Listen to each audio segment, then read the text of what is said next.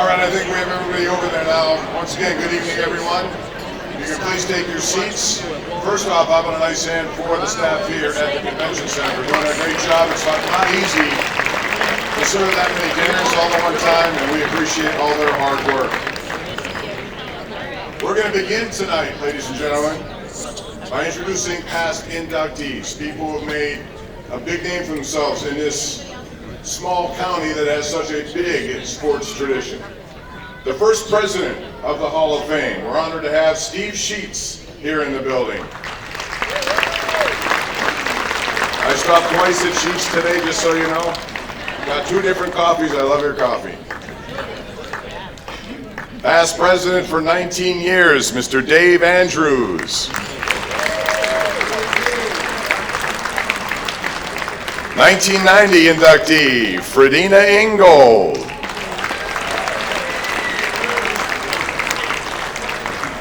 1998 inductee, Mike Irwin.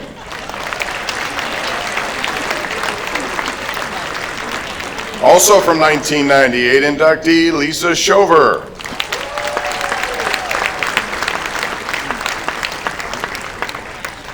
You have a nice assistant there, Lisa. I like that. Hey, what's going on? 2008 inductee, Nadine DeLeo.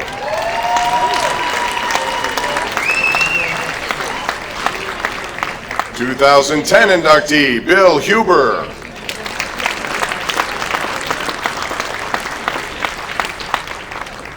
2012 inductee, Don Appleman.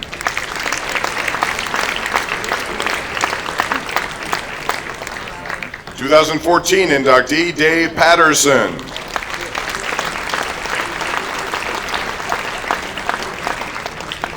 2016 inductee, Jennifer Shingler-Hansberry.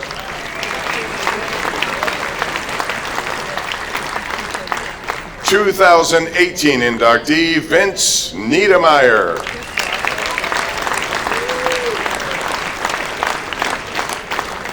2018 inductee, Tracy Slogic Biesiger. How about a nice hand, ladies and gentlemen, for all the previous inductees.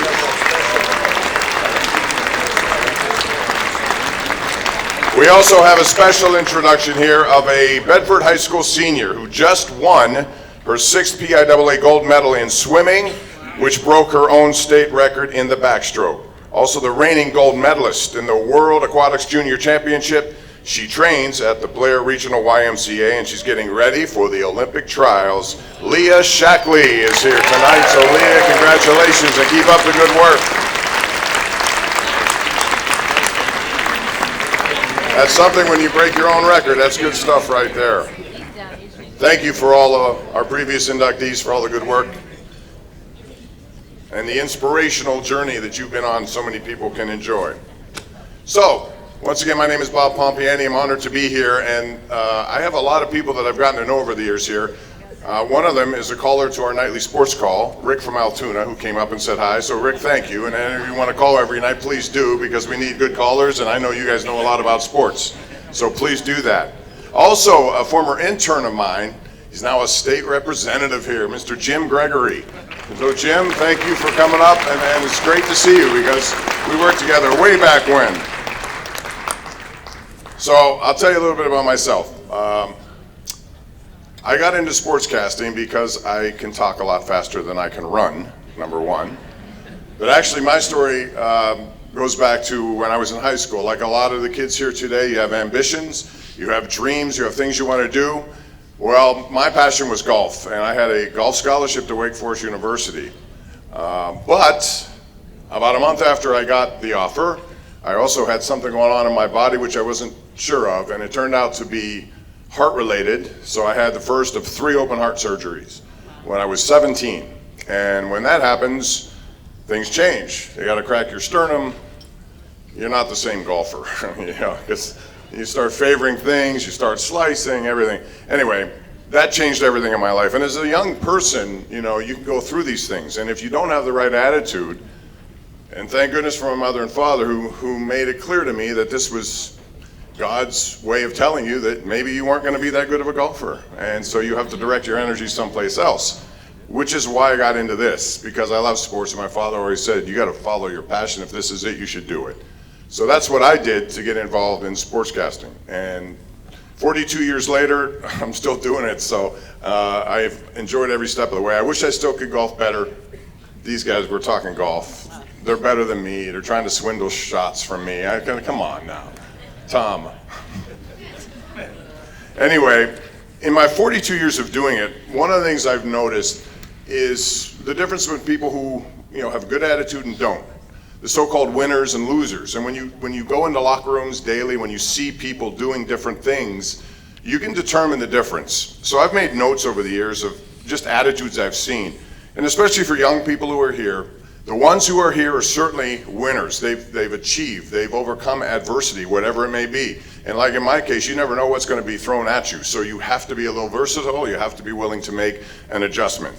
Well, these are my conclusions watching sports for 42 years in Pittsburgh and the surrounding area. Number one, a winner explains. A loser makes excuses. A winner is persistent. A loser is undependable. Winners always want to do more. Losers always say, that's enough. A winner gives and receives. A loser always seems to be on the take. A winner says, hey, let's find out. A loser says, it's not going to work. A winner isn't afraid of losing. A loser is afraid of trying. A winner says yes, and that winner sets goals. A loser is always too busy to do that. A winner shows he is sorry for a mistake by making up for that mistake. A loser says, it wasn't my fault, and he does it over and over again. A winner says, I'm good, but I'm not as good as I want to be. A loser says, I'm not as bad as what people say. A winner respects those who are more successful and tries to learn from them. A loser resents those who are successful and tries to put them down. In short, a winner helps others win, and a loser wants to see others lose.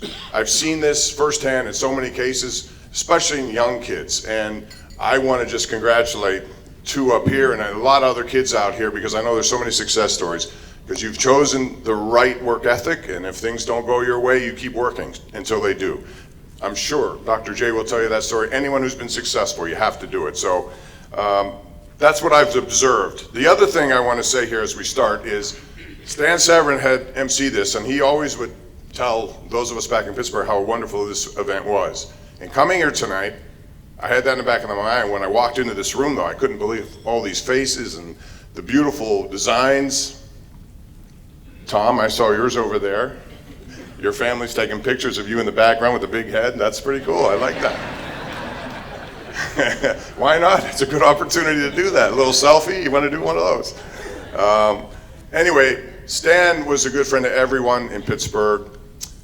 I feel that he's here watching this tonight, and he's done such a great job. I'm just honored to be here knowing that he did it for all these years.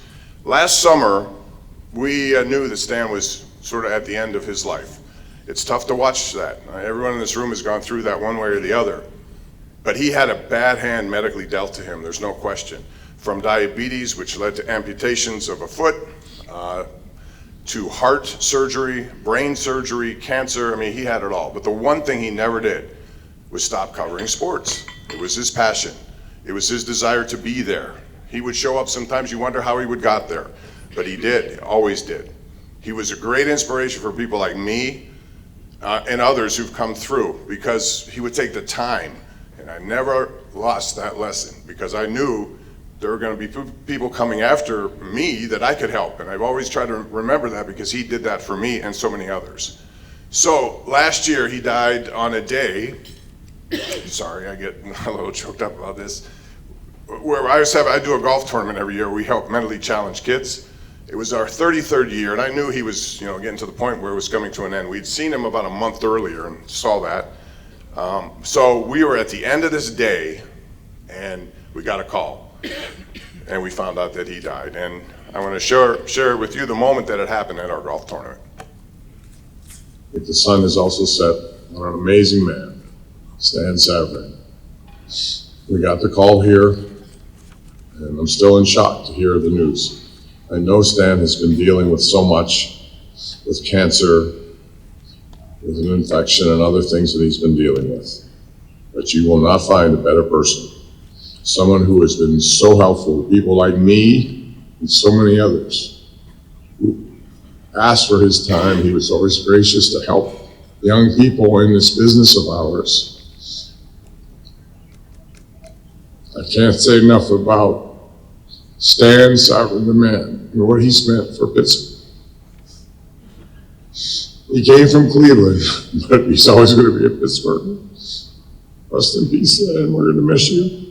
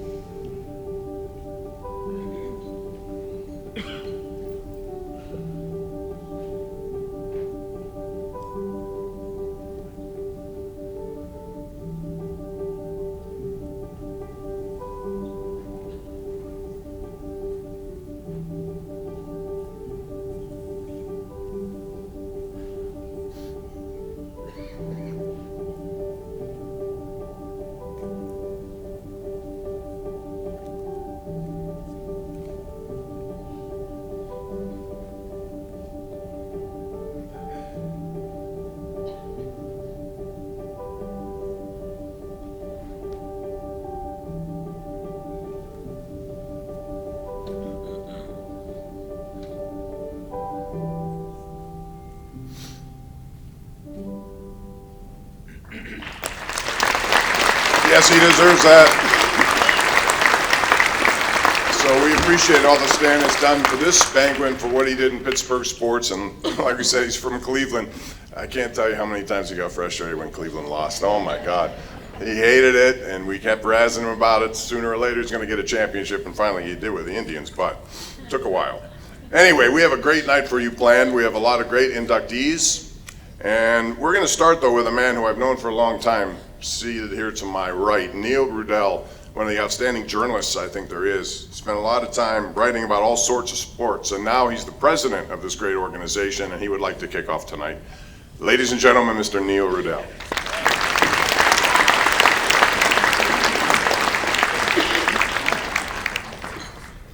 Thank you, Bob. What a beautiful tribute you've done for Stan. And just being here is the ultimate tribute. We all will miss him, but we very much appreciate you. We'd also like to acknowledge the passing of 3 Hall of Famers since we last convened. Dick Buckley, class 2006, John Hayes, part of the 2022 class, and Eddie Flanagan, an All-Pro center with the Detroit Lions, who was inducted within our inaugural class in 1987. Welcome Hall of Fame supporters for our 20th dinner and induction ceremony. It's been almost 40 years since Dave Andrews and I had lunch at the old Keg and Butcher Block to discuss starting the Blair County Sports Hall of Fame. Thanks to you, the Hall of Fame remains our region's premier event. You can read about our history on our website, but suffice to say, whatever support we envisioned at that time has been exceeded and then some. On behalf of our executive committee, Brian Irwin, Lisa Georgiana, Chris Michelone, and Kathy Millward, our board of directors, selection and scholarship committees, thank you. We appreciate the wonderful ongoing support from our corporate partners, and special thanks to Steve and Adam Sheets. As always, let's please recognize Kathy Millward, who somehow holds us all together and juggles every detail. Her favorite line every 2 years is, quote, "All the tickets are out." Kathy, please stand.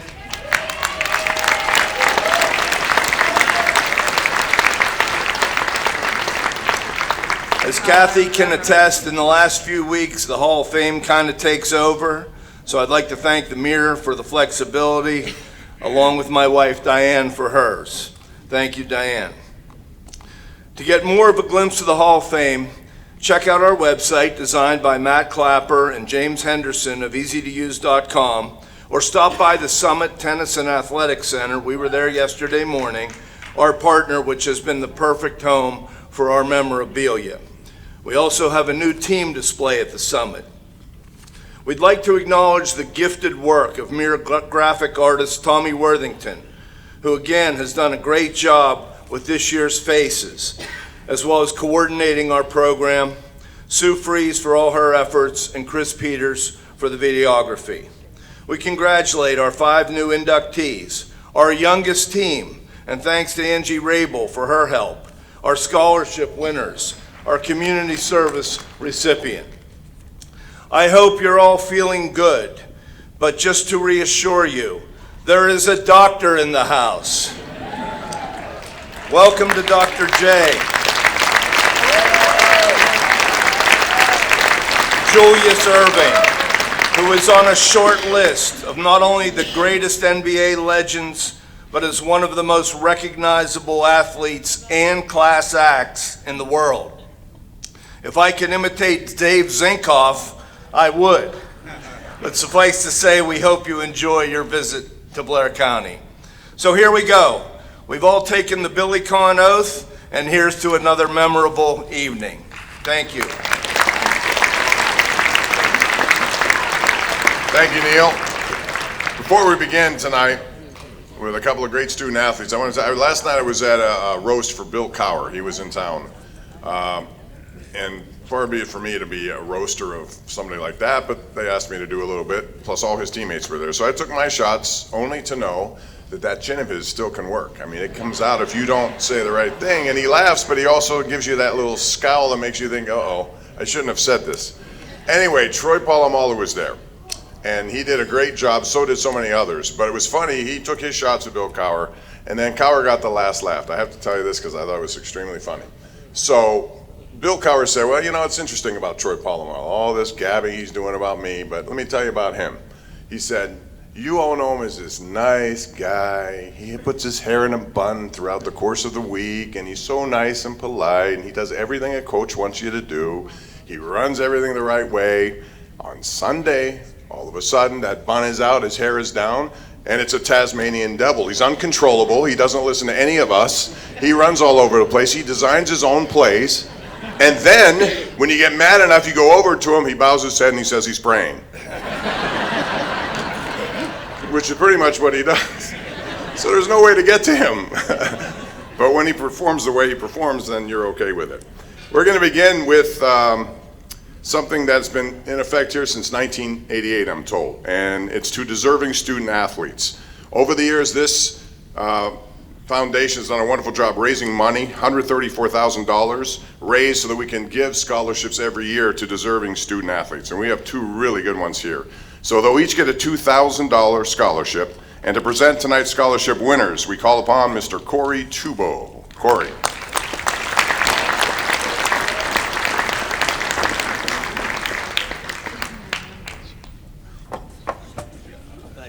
Thank you. Every tall guy's nightmare is a short mic, so I'm going to mess with this real quick. On behalf of Reliance Bank, I wanted to congratulate all of tonight's inductees into the Blair County Sports Hall of Fame, including our 2 scholarship winners this evening. First, Haley Kravitz from Altoona Area High School is our first recipient.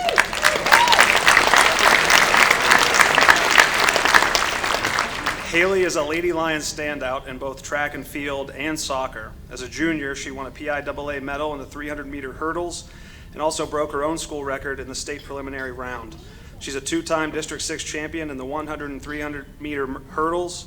In soccer, Haley scored a school record 45 goals as a senior, including all 4 of the team's goals in their victory over rival State College in the District 6 Quad A championship. Woo. Very brave.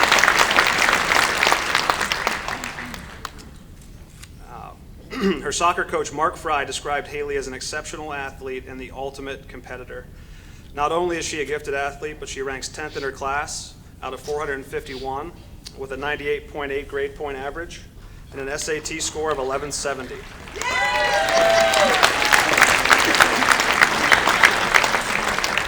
She's an active member of the National Honor Society and Student Council, acting as an executive committee member. In her spare time, she volunteers at her church's food pantry and gives swimming lessons. She's the daughter of John and Beth Kravitz.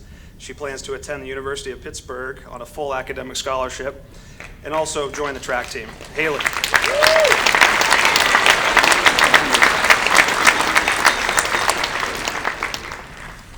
First off, I would like to begin by thanking Neil Roydell and all of those who contribute to the Blair County Hall of Fame, the Board of Directors and committee members. This award is quite prestigious, not only reinforcing what sports have given me over the past few years, but allowing me to be a leader for those coming up and following in my footsteps. This award will contribute to my academic and athletic success in my next chapter at the University of Pittsburgh. For that, I am beyond grateful. Following, I would like to give thanks to my strongest support system and remarkable role models, my parents. No amount of thanks can make up for the past 15 years of driving me to practice, games, meets, and tournaments. Even if my dad threatens to make me walk home if I perform bad. I will always contribute my success to all of their work that they do for us. Moreover, being an Altoona athlete has been an unforgettable experience that I never take for granted. The pride of wearing the A across my chest rushes through me, and I suddenly am not only competing for myself, but for my teammates, coaches, classmates, and teachers. As an athlete, I feel honored to be looked upon as a leader for our school community. Altoona Athletics has provided me an outlet from the stressors of high school and brought me some of my lifelong friendships. I'm proud to represent my school at the state and national level, crediting the strength program ran by Michael Adams and admirable coaches, Douglas Spade, Paula Foreman, Derek Winterburn, Lauren Wimmer, Eli Menser, Mark Fry, and Phil Riccio for all the opportunities and countless lifelong lessons that I got to learn and experience. This program has given me a discipline, a driven mentality, and shaped me into the person I am today. Without Altoona Athletics, my dream of running Division I track and field would not have been accomplished. I remember young freshman Haley writing my goals on the mirror prior to my first ever track season. Staring at the record board of Altoona record holders at Mansion Park, I knew that one of my main goals was to earn a spot on that board and mark history alongside names like Rachel Garrett.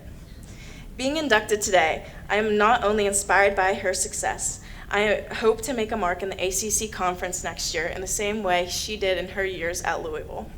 I will forever be Altoona proud. With that, I would like to end by thanking God, as He has taught me I can do all through Him who strengthens me. Thank you.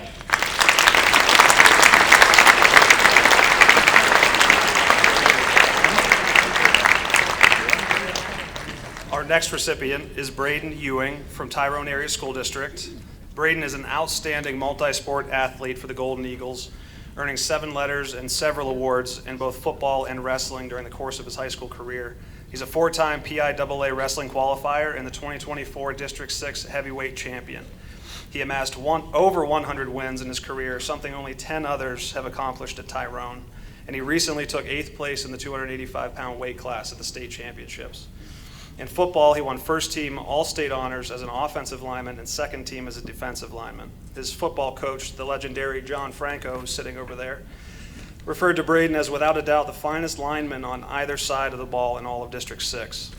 Braden is ranked 8th in Tyrone's senior class of 115, scoring a 1310 on his SATs. Braden is certainly not shy. You'll see, he'll do much better than me.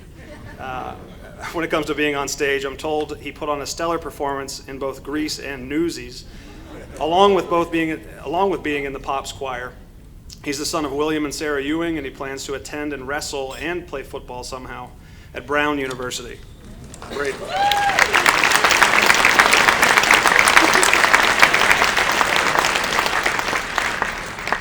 First off, I want to thank Bob here for the compliment on my hair when I walked up here. That's almost as cool as this scholarship that I'm getting. And my first actual thank you is going to go to the Blair County Sports Hall of Fame and the people who nominated me and accepted me for this scholarship. And my athletic director, Lucas Rhodes, for nominating me and choosing me out of all the students that he could have chosen. I'm greatly thankful. And Mr. Packer over there, Chad Packer, our principal, who also had a hand in that.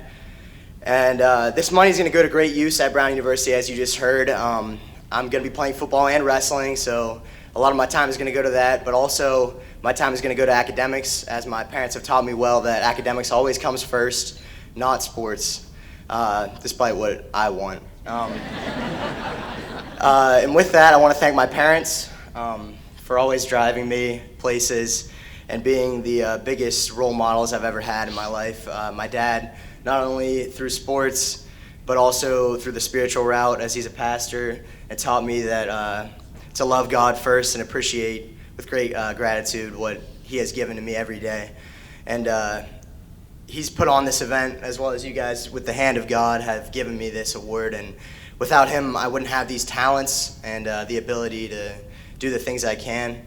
So I want to thank God, my family, my sisters who can't be here, my parents, my mom, and that's about it.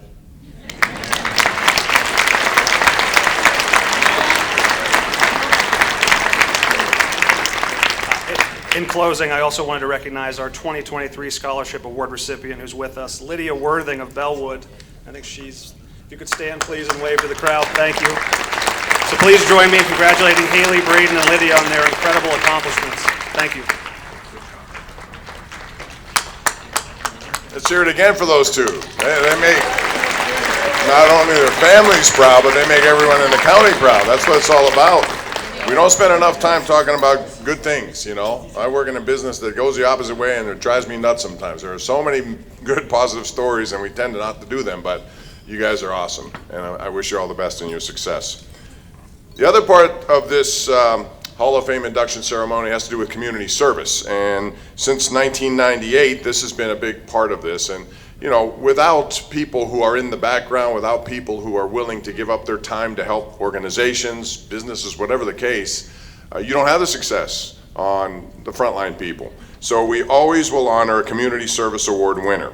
And to present this year's winner, we call upon Tim Dieter, FC 814 Soccer Club. I'm privileged to present the 2024 Community Service Award. The recipient has been an icon in the Blair County soccer community for the last 50 years. Most have seen him and recognized him as a local referee. He grew that passion while deployed in Germany serving in the Army. As a referee, you're rarely praised and mostly criticized. Tonight, Jim, we're praising you. You've endured criticism from PIAA the last 34 years, and as a referee, 50 years total. Tonight, we're very proud of you.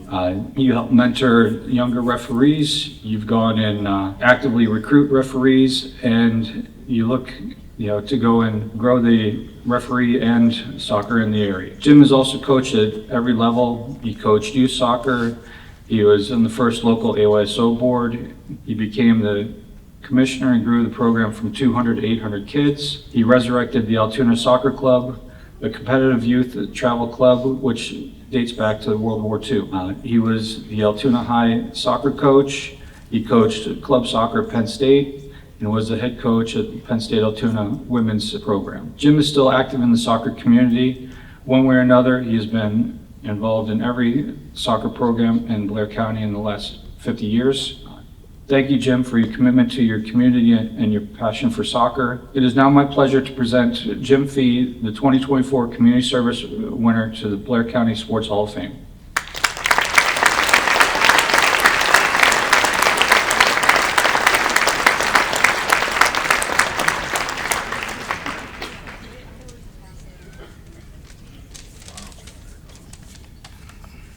I'm nervous.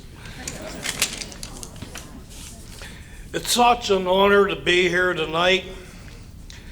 Because I'm really, really old and been involved in soccer for a long, long time, I would like to dismiss any rumors that I played soccer with Fred Flintstone and that I have the original soccer ball, a dinosaur egg. Thank you to the committee for selecting me and Tom Schmidt for nominating me. See, Tom, I didn't die on you.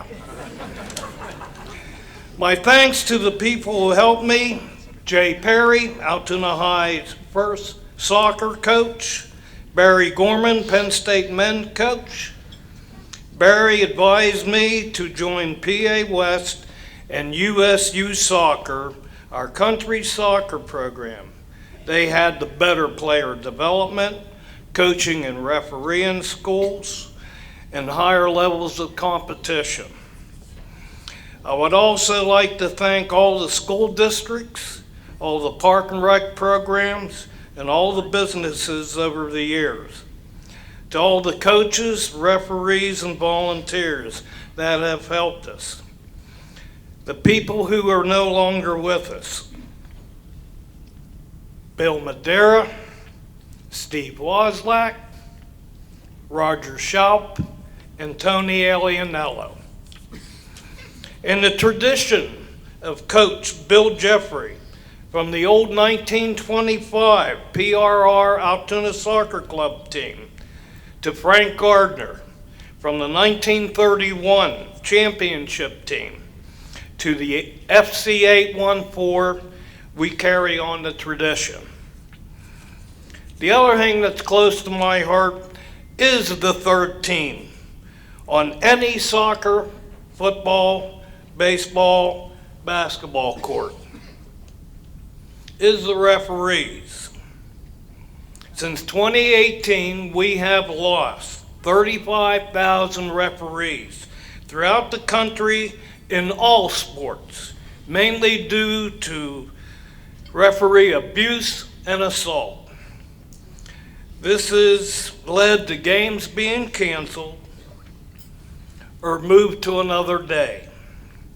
So please sign up, become a referee in the sport that you love.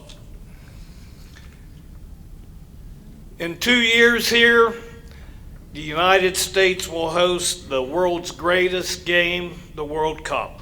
I hope you all will watch it on TV or go see a game. But I will leave you all with this one last thought. Old soccer players are like old soldiers. They never die. They just slowly fade away. Thus, I will fade away. Thank you.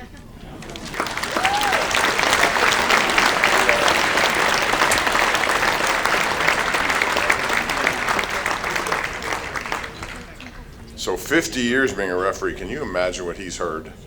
Like, sometimes I wonder, we have wireless mics on some referees sometimes, and you hear different things, descriptions I've never heard before, words I've never heard before. So I'm sure you should get a patience award for that, Jim, I can tell you that.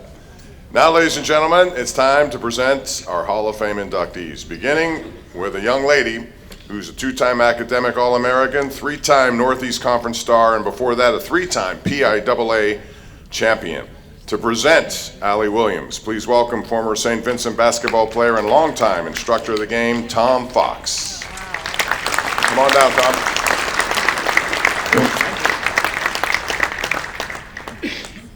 First thing that happens if you're an outsider, you come to Central Pennsylvania, is you hear about the great girls basketball tradition here. So many wonderful players, whether it be high school, collegiately, and sometimes professionally. And Allie Williams has definitely left her mark as maybe one of the greatest. You could put her on that Mount Rushmore. And I was fortunate enough to work with Allie beginning summer after her 7th grade year, all the way through the summer before her final pro season. And you could tell right away that she was a player that had it, that undescribable trait. Allie had it. And you notice it early on. There was one summer before her freshman year that we had all the best girl players come to the building too. Mary Four, Amanda Ottaway, Katie Oblinger, Danny Williams, Allie. And here's this 9th grade kid that comes in and is not intimidated one bit and just absolutely takes it to him. And she could play all 5. She could play 1 through 5, which really made her such a special player. And you look at her accolades, you look at all the things that she accomplished, winning 3 state championships at BG with her teammates, 2-time player of the year, which ends up leading to a full ride to St. Francis. And what a decorated career there.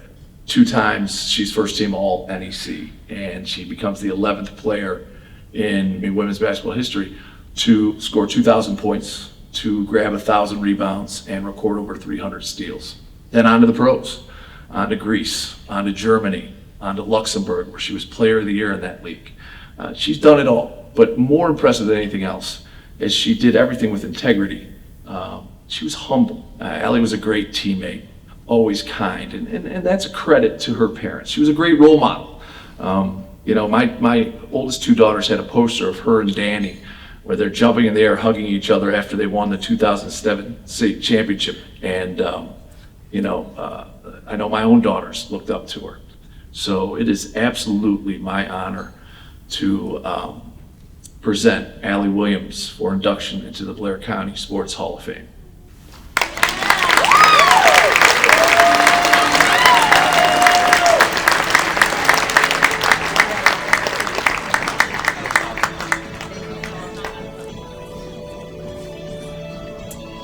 Do I go now? Do I wait?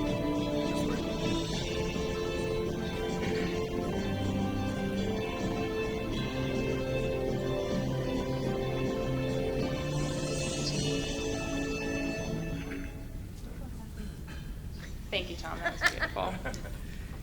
It's a tremendous honor to be inducted into the Blair County Sports Hall of Fame, and I'm blessed to be initiated along with the past and present athletes that have been recognized. Thank you for acknowledging my hard work, dedication, and love for the sport of basketball. It truly means the world to me. My journey began in the most humble of settings, the local YMCA. As I grew, so did my love for the game, and I spent most of my childhood at the Summit, Building 2, and the JMC. Early on, I found inspiration in players like Angela Greaser and Lynette Williams. Lynette's untimely passing was a stark reminder of how fleeting yet impactful life could be. Their dedication and spirit ignited my dream of one day becoming a Lady Marauder. My dream became a reality, and winning 3 state championships at BG was extraordinary. Then at St. Francis, we clinched the conference championship my freshman year and competed fiercely in the title game 2 years after that. Thankfully, I was able to extend my career, and I played overseas in Greece, Germany, and Luxembourg, where I was able to explore the world and broaden my horizons in ways I could have never imagined. I owe a debt of gratitude to all the people who have helped me along the way, and I would like to personally thank several people tonight. I'm gonna try not to cry. Whew. To my best friend and sister, Danny, you've been my rock and my role model since day one. You always believed in me and saw my true potential even when I doubted myself. Your perseverance, work ethic, and resilience have been my guiding light and have shaped the person I am and the player I was. To my parents, no words can describe my gratitude for your sacrifices. My mom just stuck her tongue out at me, so that helps. You are my first fans and my constant support system, and thank you so much for all the countless hours you spent driving me to practices and games. And you were at every single game I can think of. You always expressed how proud you were of me, and your unwavering belief has set a solid foundation that has carried me far beyond basketball. Tom, thank you so much for the introduction, and I knew you'd be the man for the job with all of your energy and enthusiasm as it carried me through those early 6 a.m. practices. It was there where I learned what true greatness looks like in skill, sportsmanship, and character from players like Mary Ford, Katie Oblinger, Amanda Ottaway, and my sister Danny, to name a few. Your mentorship was instrumental in keeping my passion alive, and I'm so grateful for 15 plus years of your dedication. Mark, I could not think of a better way to be inducted after all the success we shared together. It was under your guidance where I built a solid foundation that carried me through a successful career beyond high school. You were so much more than a coach to us, and your lessons transcended the game. It was such a privilege to play for you, Coach Consiglio, Laura, Pat, and Bill Adams at one of our state's most prestigious programs. I was so fortunate to play so close to home at St. Francis, and I received so much love and support from our local community. Thank you to my head coaches Susan Robinson-Fruchtel and Joe Haig. Your guidance and mentorship was invaluable, and you not only honed my skills on the court, but also prepared me for life beyond it. Thank you both for being here tonight. Through basketball, I've learned vital life lessons, the importance of teamwork, the power of perseverance, and how to handle both success and failure. Sports gave me a purpose and a direction in life, and I hope my journey will inspire others to follow their dreams. As I look ahead, I aim to guide others, especially girls and young women, to find passion in sports and navigate the highs and inevitable lows, such as perfectionism, pressure, and the loss of identity after sports. I've also found my purpose empowering individuals with exceptionalities through adventure programs with my sister Danny and her significant other Chase at our nonprofit Adventure for All. In closing, it is a privilege to be recognized by your hometown, especially this one. My success would not have been possible without this amazing community. Thank you for believing in me, giving me a higher purpose, and motivating me to be the best version of myself. Lastly, thank you to the committee for all of your hard work and for making this evening and weekend so special. I love you all.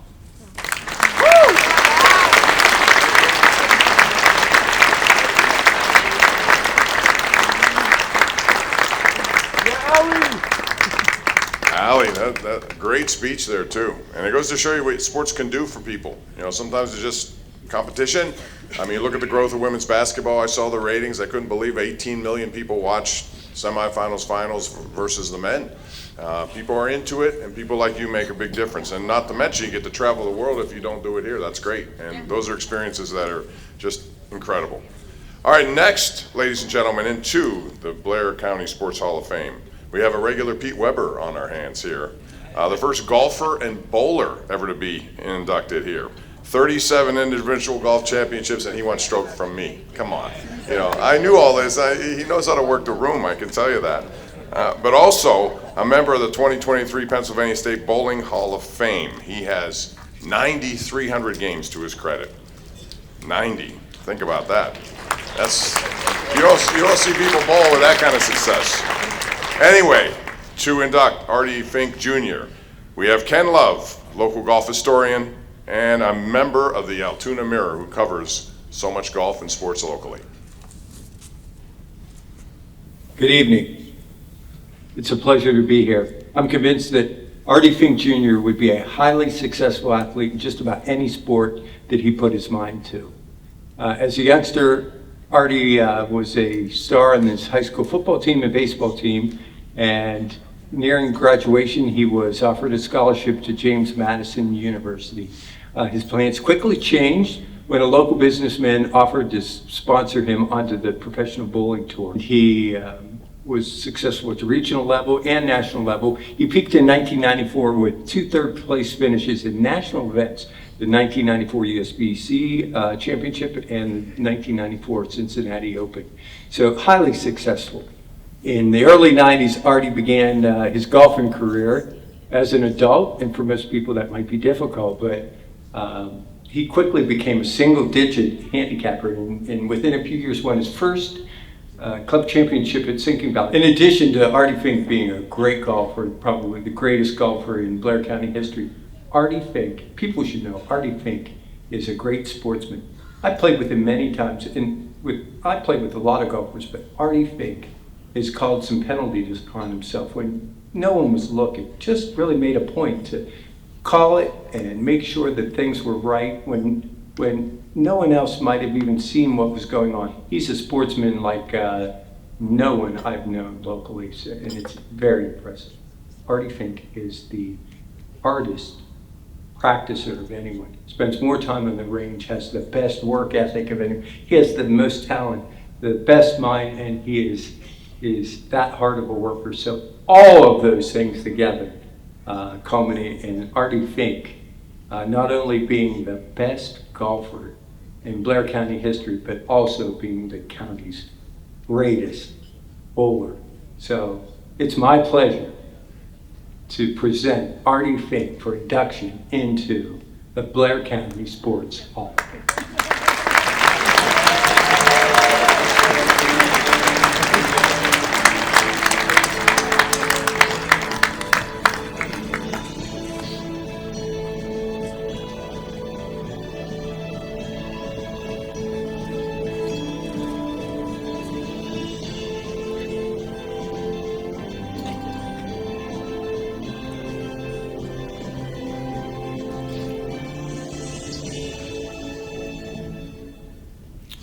Thanks, Kenny, for the kind words. Allie, good job without crying. I don't think I'm going to be as lucky. Good evening, everyone. I feel very honored to be standing here before you tonight, being inducted into the Blair County Sports Hall of Fame, along with so many outstanding area athletes. I'd like to thank the Hall Committee for putting together an outstanding banquet. I'd like to thank those who nominated me for this amazing opportunity. And I'd like to thank the selection committee for giving me the great honor. I never imagined I'd be standing here in front of all of you tonight. Thank you all, and I'm very appreciative. I realized I'd never have the chance to be standing here tonight without the love and support of so many family and friends. I want to acknowledge them and share this special moment with them. Growing up in Altoona, I always enjoyed competitive sports and loved participating in other sports like baseball, football, and wrestling. But for the majority of my sports life, the 2 sports I had the most success in were bowling and golf. Bowling was a sport I participated in most in my sports life since I was 7 years old. Through the support of my family, great area competition, and sponsorship from some close friends, I was fortunate enough to compete against many great professional bowlers. Watching them do their thing and learning from them during my 7 or 8 years on the PBA tour really helped me to improve my game. The one local bowler I always watched as I was growing up and learning the sport was Tom Bickle Sr. Tom was very competitive and knowledgeable about the sport.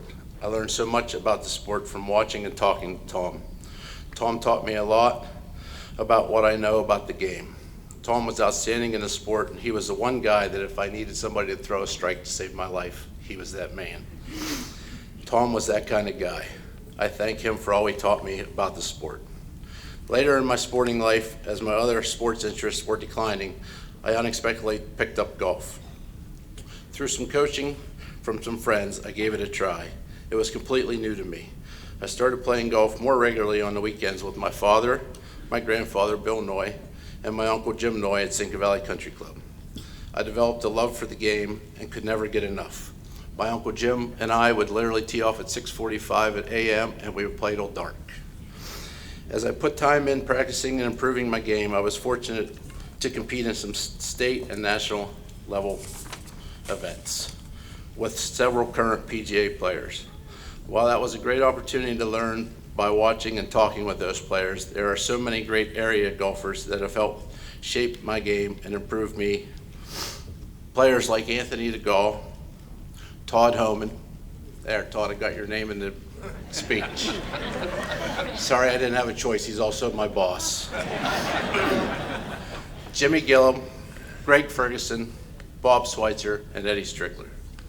Greg Ferguson was basically my golf idol. He's sitting back there in the corner, but also my playing partner. In my opinion, Greg has the best golf swing in Blair County. Greg has the ability to coach and pick up on problems in my golf swing that others couldn't see, and then work with me to correct them. Greg is one of my best golf buddies and the guy who first took me under his wing and taught me what it took to excel at golf. Greg is a great golfer and a teacher, but an even better person and friend.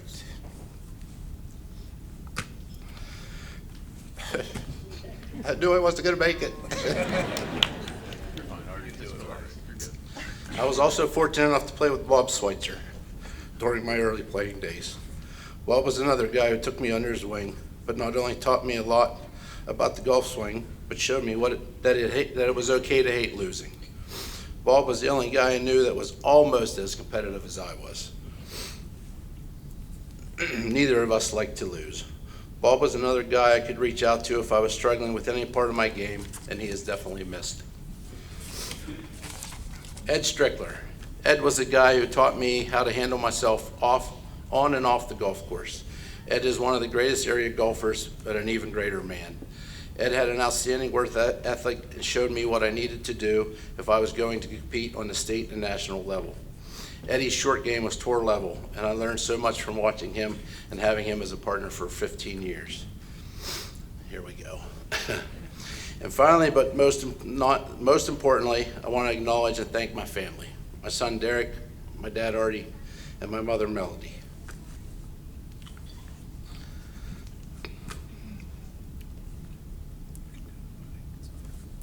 Derek, thank you.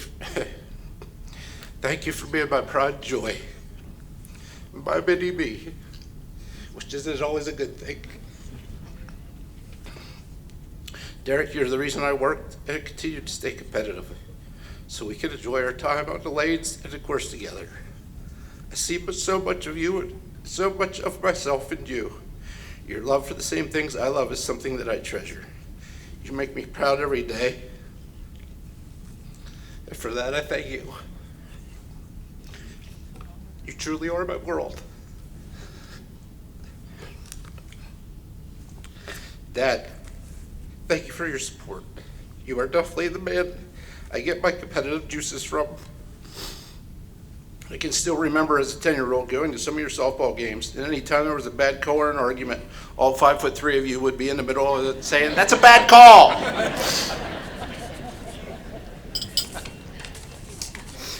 You've definitely passed that on to me. My dad has always been there for me, and he's one of my biggest supporters. For that, I thank you and I love you. And last but definitely not least, my mother. Anybody who knows me knows how big of a mama's boy I really am. My mom has always been my rock. Sorry. She never has a bad word to say about anyone. She has the uncanny ability to always say the right thing at the right time. Mom has always been my biggest supporter. She truly is a one of a kind human being. Mom, I love you and I thank you.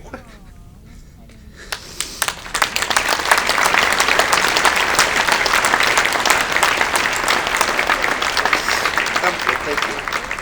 Thanks again for giving me this honor. I'm very appreciative to be a part of the Blair County Sports Hall of Fame. Have a great evening and congrats to all the other honorees.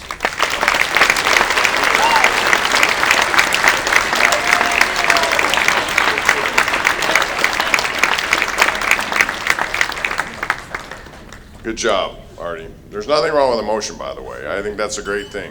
Life is full of emotion. It's good to show it. I know, yeah.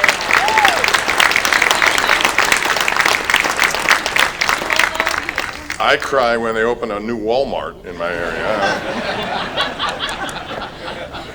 But when I first came to Pittsburgh, I went on, I'm from Pittsburgh, I'm from Beaver County, but I remember my wife, she said, you're getting people wondering who you are, like Bob Who. And then about 20 years later, after I cried at every banquet, she said, now you're Bob Boo-Hoo. So that's pretty much what I go by, so I understand it and I appreciate it. All right, so next, ladies and gentlemen, we're gonna honor with induction Rachel Garrett. What an outstanding person she is. Not just track star out of the University of Louisville, but when you look at her resume, it's amazing. Won 4 conference championships in each of her first 4 seasons. A really wonderful person all the way around. And to present Rachel for induction, the guy who knows, coached Rachel, Louisville, currently at Illinois State, Jake Jacoby. Good evening. I've been asked to introduce this young lady as an inductee into the Blair County Sports Hall of Fame, which is a huge honor for me. I was hired by Ron Mann in 2005 to become the jumps coach at the University of Louisville. In 2006, I received a questionnaire from this 3-event athlete and was very excited about this young lady. She had obtained excellent marks in all 3 jumping events, the high jump, the long jump, and the triple jump. She was the Big East Conference champion in the high jump 3 times and 2 times indoors with the best of 5'11 and a half. She was Big East champion in the long jump with the best of 20 feet 5 inches. She was Big East champion in the triple jump with the best of 41.6. She won the Drake relays. She won the NCAA East Regional Championships. She finished 5th at the NCAA Championships with a PR of 6 feet and a quarter inch. She had an amazing career as a Cardinal. She was the leader of the team for 5 years there. We won the team championship 4 times with her producing a women's high of 112 points. This is an absolutely amazing figure. The achievement absolutely would give her the right to become part of the Blair County Sports Hall of Fame. This is her legacy as an athlete. Her contribution as a teacher and a mentor to her students shows she's a caring, giving, loving person. It is my pleasure to introduce Rachel Garrett for induction into the Blair County Sports Hall of Fame.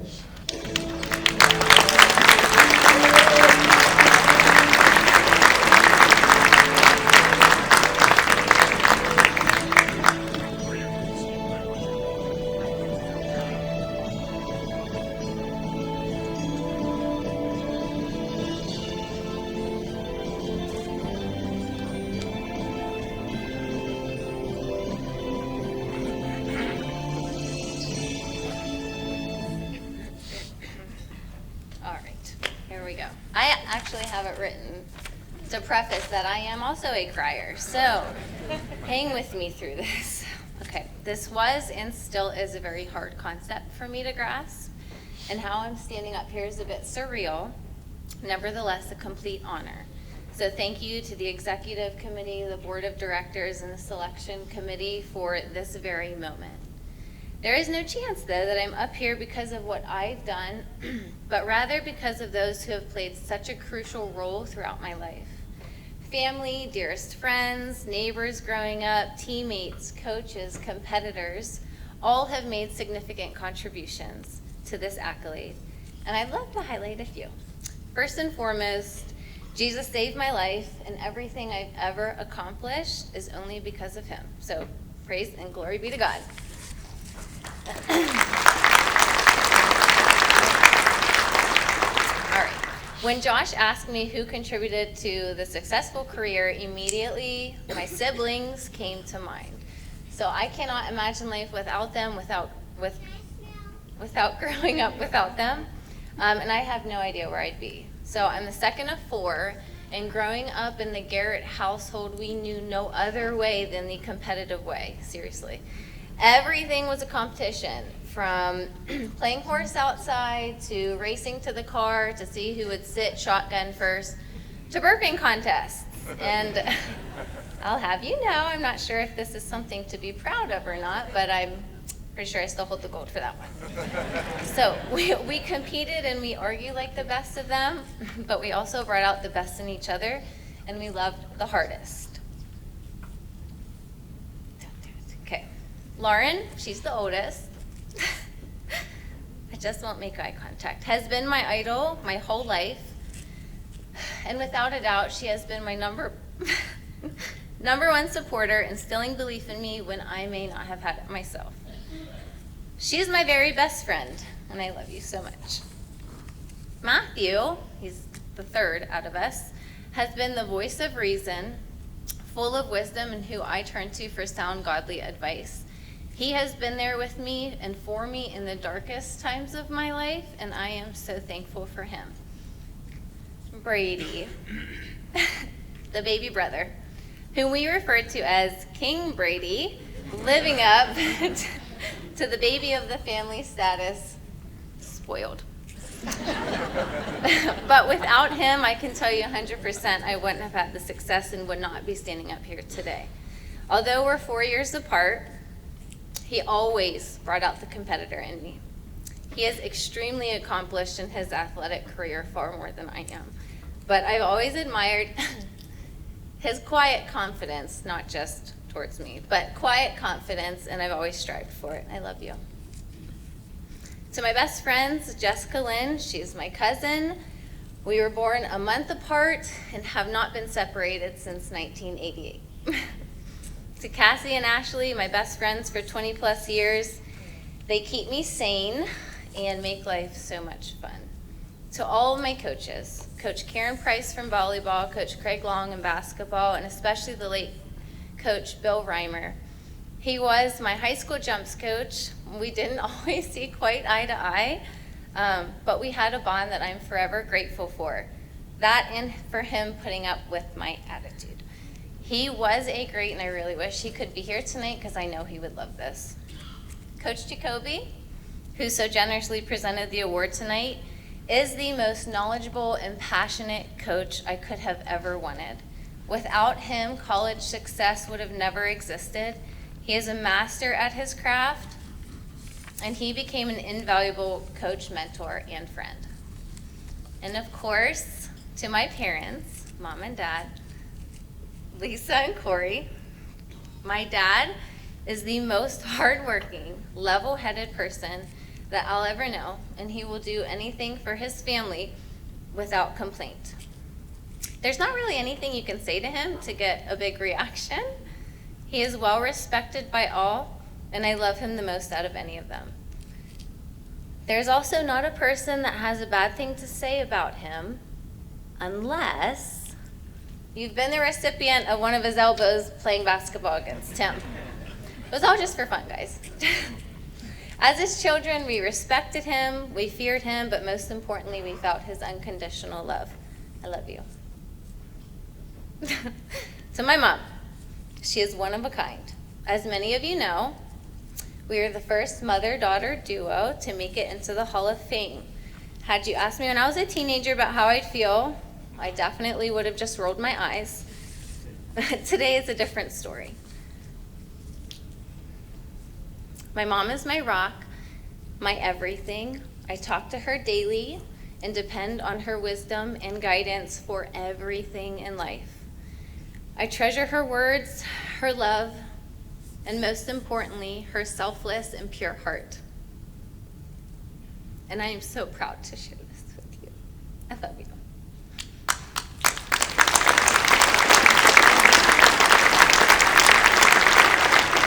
Okay. Now, there are two things you would have heard me saying, and often, when I was in high school. One, I'm sick and tired of being known as Corey and Lisa's daughter. I so badly wanted to make a name for myself, I think selfishly and ignorantly. And two, I can't wait to get out of here and never come back. Today, it is with pure pride that I carry the Garrett Fubio name and genes. It is with honor to even have ever been put on the same level as my parents. I don't remember one game or meet that at least one of them was not at, and I don't know how they did that with all 4 kids. But to feel their unconditional love and never-ending support, especially during the times that I absolutely did not deserve it, is something I'll cherish forever and hope to provide for my own 3 children one day. Blair County, I tried to get away from you. But as the saying goes, there's no place like home. And home is here, in this county, in this city, with my beautiful family. My partner Sergio and our 3 prides of joy, Mena, we call him Bro, his name is Sergio, and Penelope. It is my greatest blessing to raise them here in the atmosphere which I grew up, and I can only pray over them that they too find their way home always. Thank you all for your endless love and support throughout the years, and God bless you all.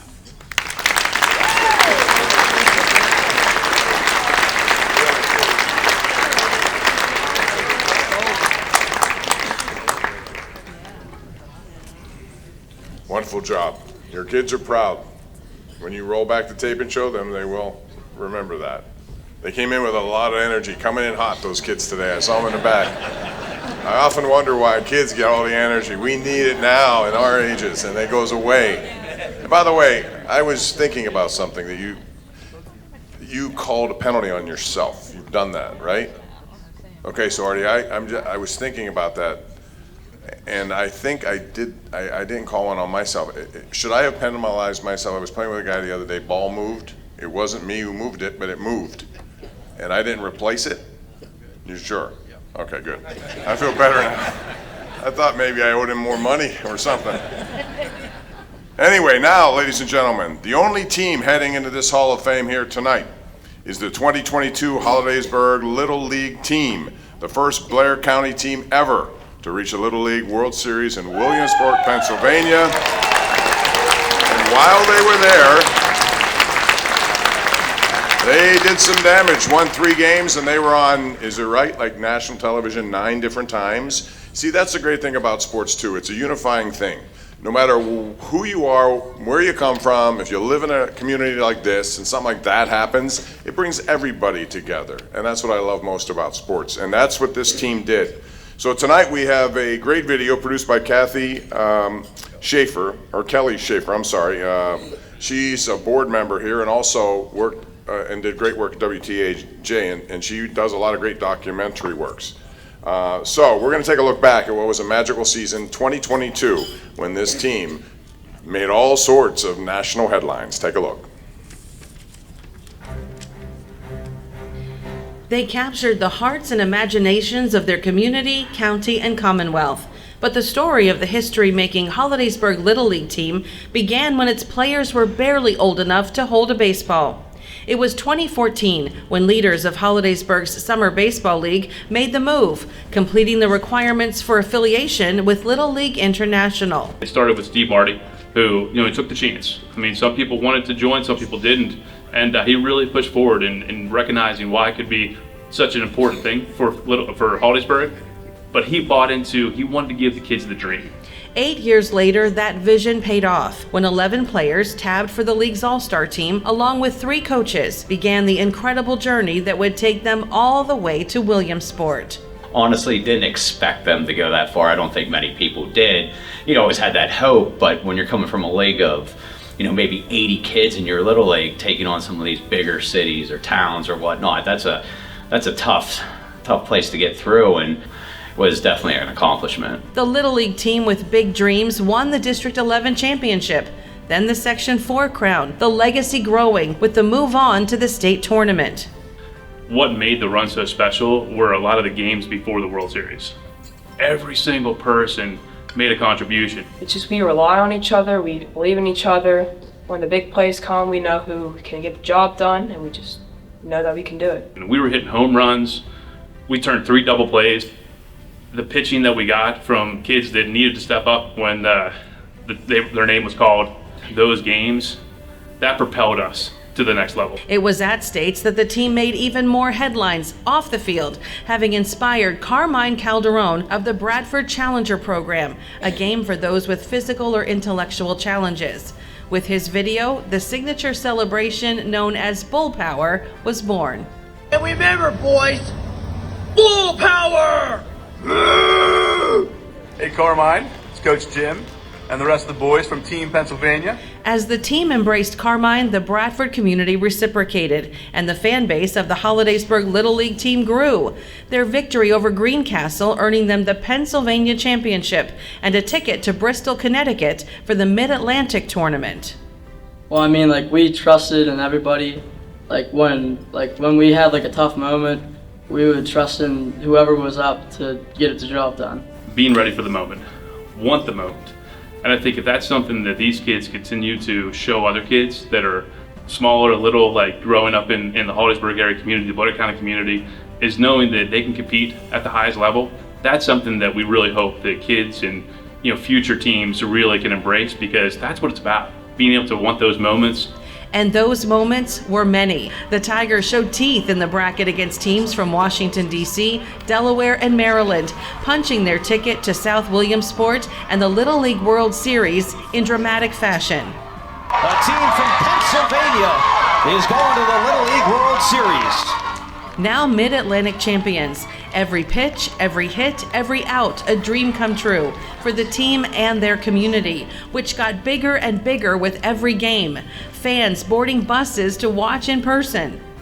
The support was absolutely unbelievable. I mean, that was a driving force behind the kids just really being excited, pumped up, the families, they felt it. And then being able to go to Williamsport and enjoying that experience with having over 18,000 people there supporting us and cheering our names, you can't beat it. Special moment.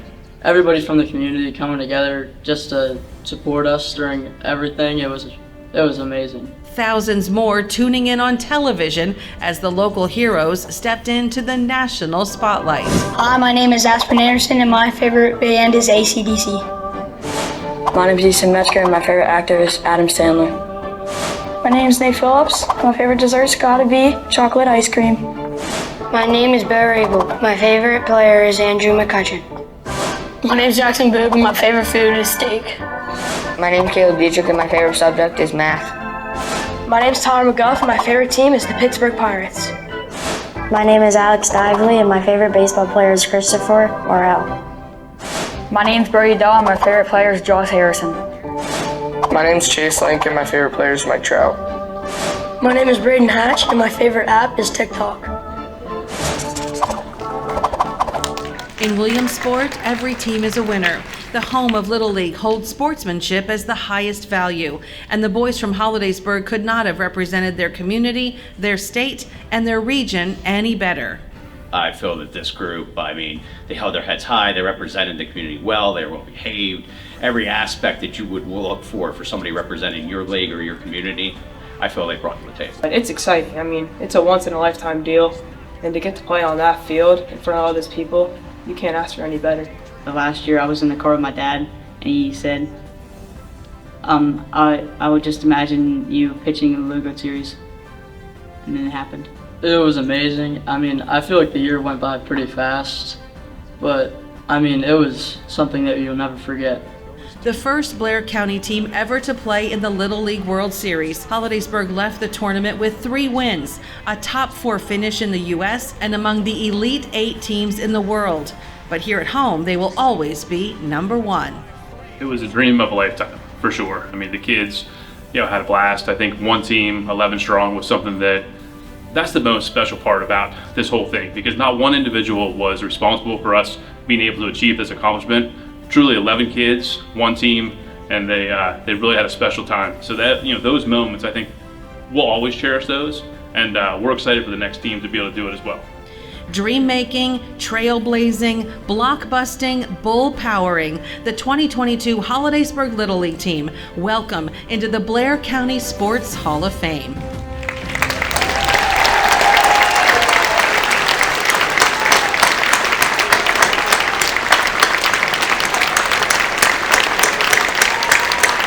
We would like them all to come down to the right of the podium. We got the team here. So make your way down as we celebrate their success and bull power. Thank you once again to Kelly Goodman Schaefer for making that happen.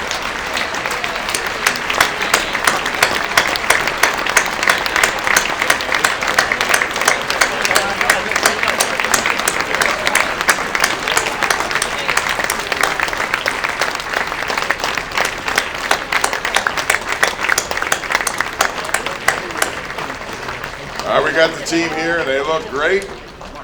Since all their success, they now have agents and NIL money coming in, so they're offering everyone afterwards to go. No, I'm just kidding. But they got some great names, and look how wonderful they look. And what a great distinction to know you made it that far. I'd like to recognize them one by one. Aspen Anderson. Outstanding name. Jackson Boob is a member of that team that made history. Caleb Dietrich. Congratulations, guys. Alex Dively. Brody Dull. Braden Hatch. Chase Link. Ty McGuff.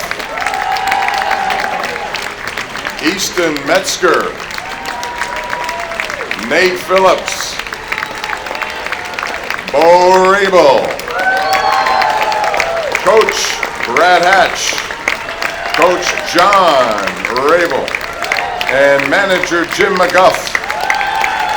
Ladies and gentlemen, let's hear it again for a team that made history and gave a lot of exposure to Blair County. They are now officially members of the Blair County Sports Hall of Fame.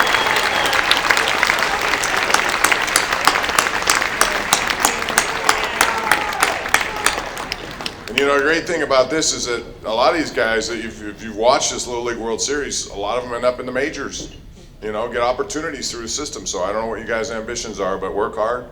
You'll get everything that you deserve. So congratulations once again.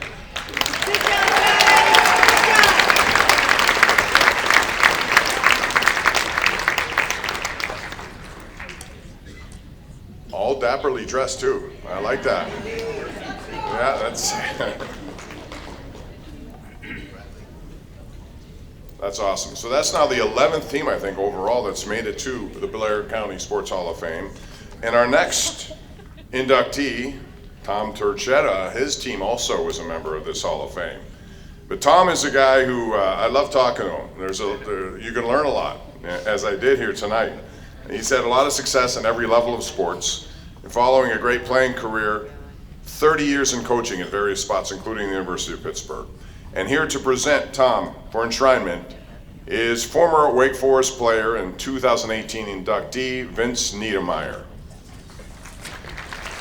Good evening, ladies and gentlemen. I'm here to introduce Tom Turchetta. Tommy Turchetta was a 1967 graduate of Bishop Guilfoyle High School and was an outstanding athlete in 2 sports there. From there, he went to Taft Junior College in California. He made an immediate impact in California and became a 2-year starter from the time he stepped foot there.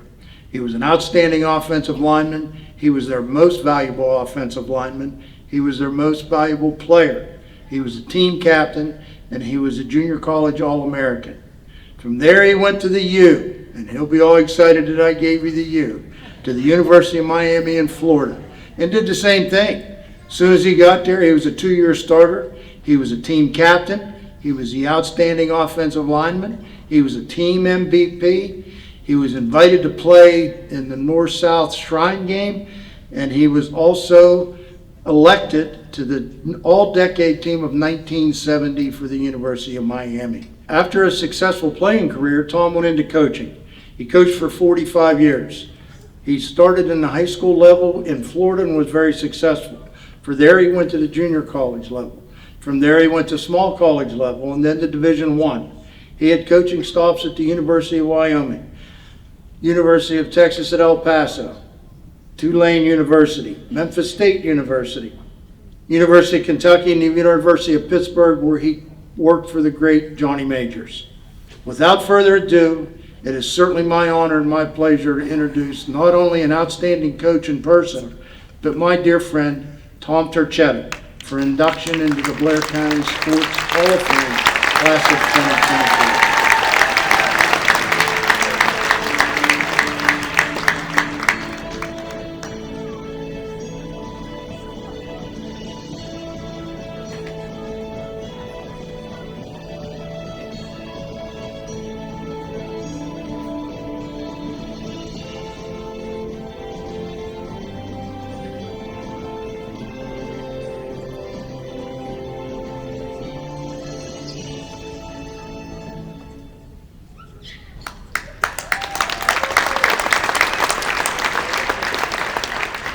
Good evening, everybody. This is a tremendous honor. I'd like to congratulate this awesome community for continuing to embrace this spectacular event and celebrate the legacy of sports in Altoona and Blair County. I'd like to congratulate all inductees tonight for their outstanding career achievements, the Holliesburg Little League baseball team and coaches for their performance in the Little League World Series, and a huge thank you to everybody involved with the Hall of Fame for such a fabulous weekend. There have been a lot of people in my life that have influenced my career, way too many that I could list.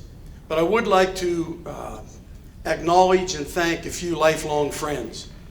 Dave and Debbie Francis, their daughter Lindsay, Jim Georgiana, for their efforts on my behalf with the nomination process for the Hall of Fame, and Vince Niedermeyer. Vincey, you made me sound pretty good, buddy. All I ever wanted to do was play major college football and become a high school head football coach. The good Lord was on my side, and I was able to accomplish both those goals. Circumstances arose where I became anxious to test my abilities on the collegiate level. And once again, good fortune was on my side, and I was hired at the University of Kentucky in the Southeastern Conference, which many people will argue is the best football conference in America.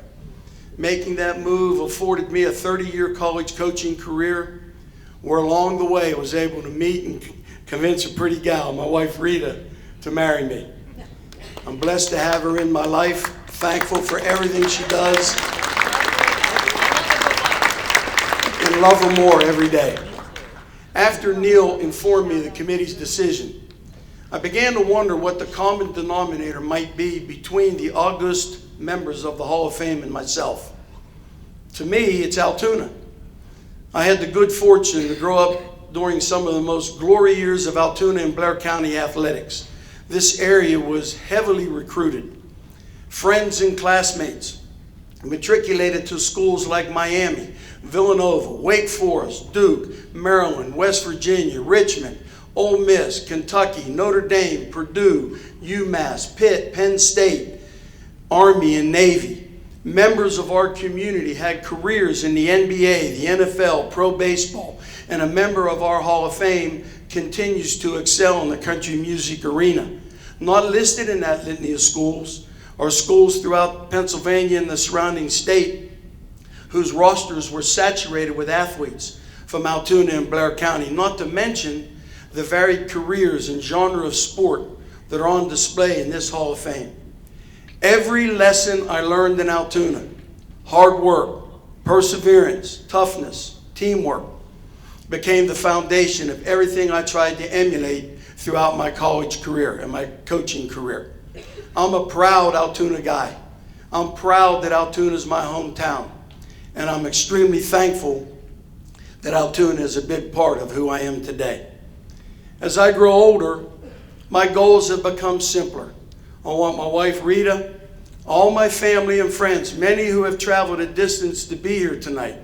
Family members no longer with us, my parents, Tony and Sylvia, my brother Bill, mentors Al Pacifico, Bill Gaffey, Dean Rossi, and Ron Rickens, all to be proud of the person I've become.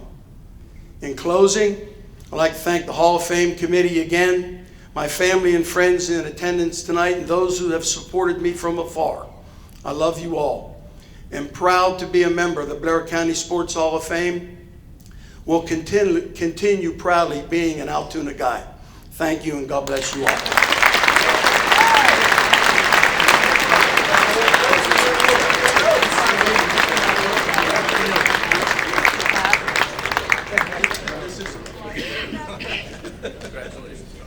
Way to go, Tom. I just want to point out something. Number one, his speech is written in big bold. I need that. If you ever saw my phone, but the amazing thing is you had it here and you never looked down once at it. I thought that was very impressive, but it goes to show you it's from the heart. And that's what matters most. And everyone here tonight obviously has spoken from the heart. All right, next, ladies and gentlemen, we honor Mr. Mark Michella. And this is a man who set all sorts of records. When you look at record books, that's all you're going to see. A 31-0 season, victory totals in Blair County unmatched by anyone, girls or boys, when it comes to what he did in 27 years as a head coach. And to present Mark for enshrinement, we call upon former Bishop Guilfoyle standout Notre Dame player Mary Zock. It's an honor to be here to present one of the greatest coaches of all time. During his 27-season career, he amassed over 600 wins, 9 state title appearances, and 4 state championships. He coached hundreds of high school girls, and he never cut a single one. Coach believed that if you were willing to work hard and willing to accept your role, you deserved a spot on his team. And so he taught 20 girls how to contribute in a sport where only 5 played at a time. And he did it perfectly. It didn't matter to him if you were the high scorer or the last seat on the bench. He valued your contribution equally. He had a gift for knowing which players needed to be pushed and which ones just needed someone to believe in them. And every year, he turned his team into a family. Coach believed that what you did off the court mattered more than what you did on it. He had 5 priorities that he expected all of his players to live by: God, family, school, basketball, and as a far-off 5th, boys. His faith was the most important part of his life, and every game started and ended in prayer. Next to God, he loved his family more than anything else. His wife, his son, and his daughter, and his grandkids all came before basketball. And as his players, we knew that. We also knew that he called us his kids, and he loved us like we were his own. The impact of Coach goes far beyond the game of basketball. If you asked his former players what their favorite memory of him was, some might mention the game where he had us hold the ball at midcourt for an entire quarter just to pull a team out of zone. Others might talk about his one and only rule: don't be a goof. But if you asked them what made him a great coach, everyone would respond, he loved us and he believed in us, and so we played our hearts out for him. There's no one more worthy, and it is my honor to present Coach Mark Michella for induction into the Blair County Sports Hall of Fame.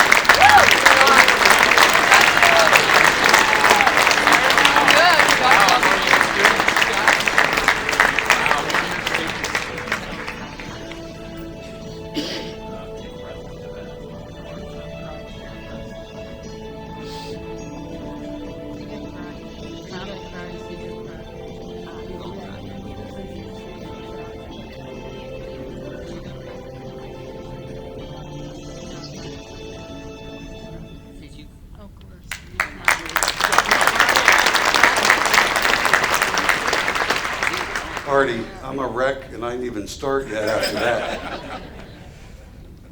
Having Mary be my presenter is an absolute honor. Mary is the definition of a lady marauder. Mary had a huge impact on my life, and you always carried out our 5 priorities of the team. Thanks, Mary, for being so special in my life. I promised Neil that I'd stay on schedule tonight. You imagine asking an Italian not to talk too long? I know you did. Receiving a call from the Hall of Fame committee gave me a chance to reflect on all the great people in my life and how fortunate that I've been over the past 27 years as a coach of the Lady Marauders.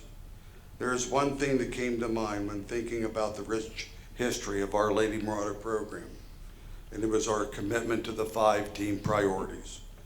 We focused on God, family, academics, our team, and their social life with good decisions, and always working to be the best that they could be. And as I always said to our team, being committed is hard. Putting in the work is easy. I've been blessed to have a great family. My mother and father gave me the foundation, putting God first in my life. My dad died at an early age of 66 in July 1993. But 4 months before he passed, he was able to see us win a state championship. I could feel the pride in his eyes that day. My dad always taught me to treat people the way I wanted to be treated. My mom is here with us tonight, and we just celebrated her 97th birthday.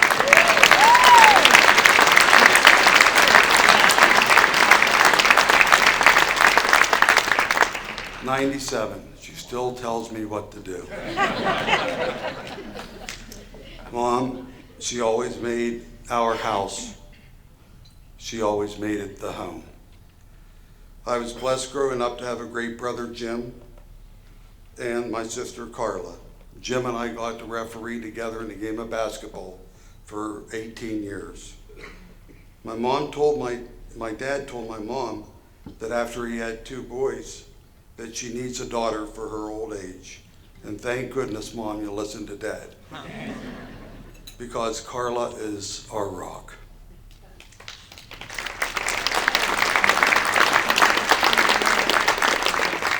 I want to give my wife, Diane, special thanks for her total commitment to our family. She was always there every step of our journey. My daughter, Nikki, played in 3 consecutive state championships as I coached, and what an honor to be able to walk out on that court and have my daughter with me 3 years in a row. My son Mark and my daughter-in-law Kristen. Mark played multiple sports at BG and played on the first ever BG golf team. I'm so fortunate to be with both of them every day of my life. My 3 grandchildren are my everything. Trent's now at Penn State, excelling on the golf team under the coaching of Tom Cayley. Mari is a freshman and plays on the Lady Marauder team. Mari won the District 6 championship this year, and believe it or not, she won a state championship this year. So not only my daughter, but my granddaughter. Mari still thinks that I'm young. Every day she says, "Pap, let's go to the summit and work out."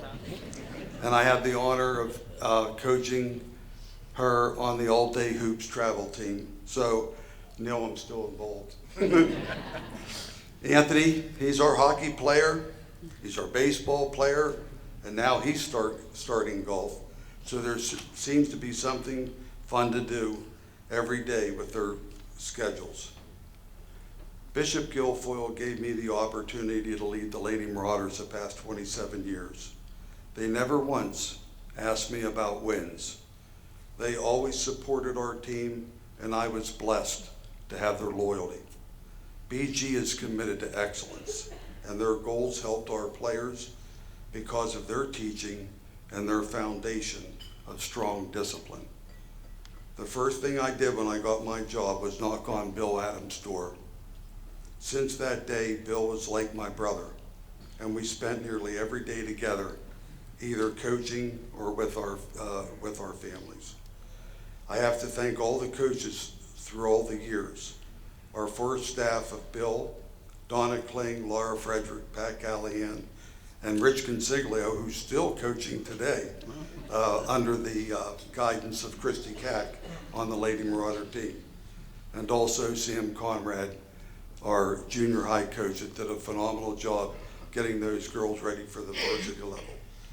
There's so many great people that had a great influence on my life. Warren Gingrich, who I worked with for over 40 years. My best friend, Ron Fiaschetta, better known as Fio. Fio was my mentor. He was my teacher at BG, and he had a great impact on my life.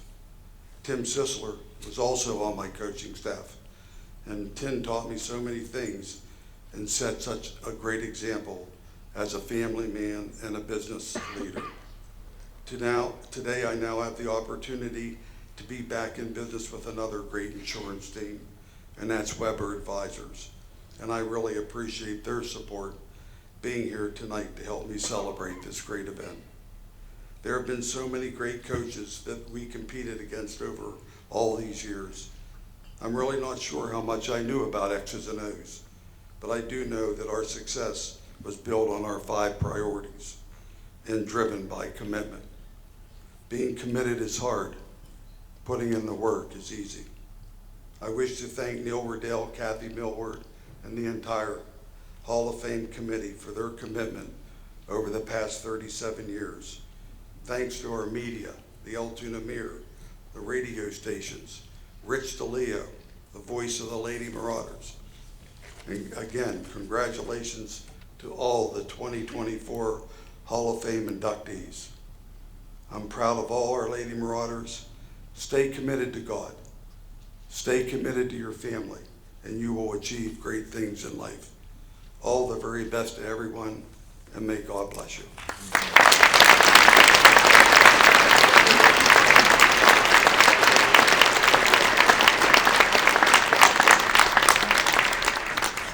Congratulations, Coach. Of all the things I heard Mary say, the one thing that stood out to me was that you could take 20 people knowing they only could play 5, but you keep them all engaged. That's a hard thing to do. And that's a great trait for someone who's been as successful, that more than anything. And I like 5th on your list is boys, because as the father of 2 daughters, I had to deal with that at times. My wife would always like somebody coming home, and I wouldn't, but I couldn't say it, and so yeah, I think that's a good priority list. And by the way, Mama Michelle, you're 97, really? I mean, you have great skin. I'm looking at you, I'm thinking, there's no way she's 97, but congratulations. I have to wear makeup for a living, and so sometimes I wonder about my skin. My wife sometimes thinks I look like Tammy Faye Baker. I put so much of it on, so any advice you can give me, I would appreciate. And now, ladies and gentlemen, it's my honor to introduce our guest speaker here tonight, but before I do that, I saw something on Instagram and TikTok the other day, so yeah, I do that. It was from Michael Jordan, and it was in his voice, and I thought it was very interesting because it tells people to be successful, you've got to go through failure. And what he said in it was, I missed more than 9,000 shots in my career. I lost over 300 games. 26 times I was trusted to take the game-winning shot and missed. I failed over and over, which is why I succeed. Which is a great message to anyone who's going through sports, but also life in general. And I'm sure Dr. J would have that same sort of advice. It's time for our house call on a man who is known as one of the most important athletes, I think, during our lifetime.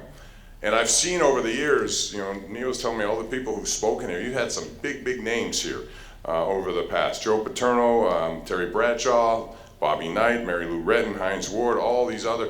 This guy here, though, I think you're talking about one of the elite players of all time. The man who invented, I think, posterization in slam dunks. You see it all today, and with all the technology, we can actually do this. But you did it before there was technology, and people would just stand underneath as you soared through the air.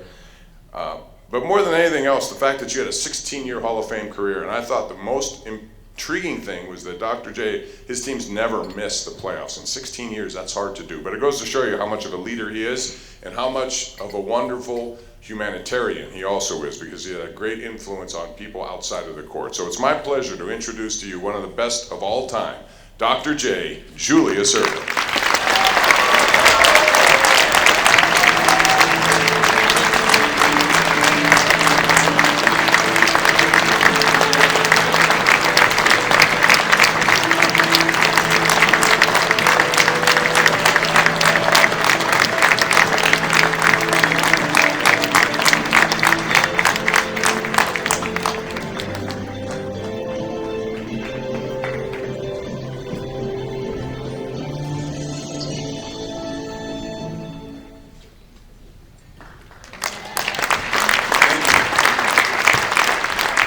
very much. Good evening, everybody. Bob, thank you. Neil, Mark, great sitting with you guys during dinner and during all the presentations. Just feeling the energy that exudes from you guys and shows your love of this particular Hall of Fame.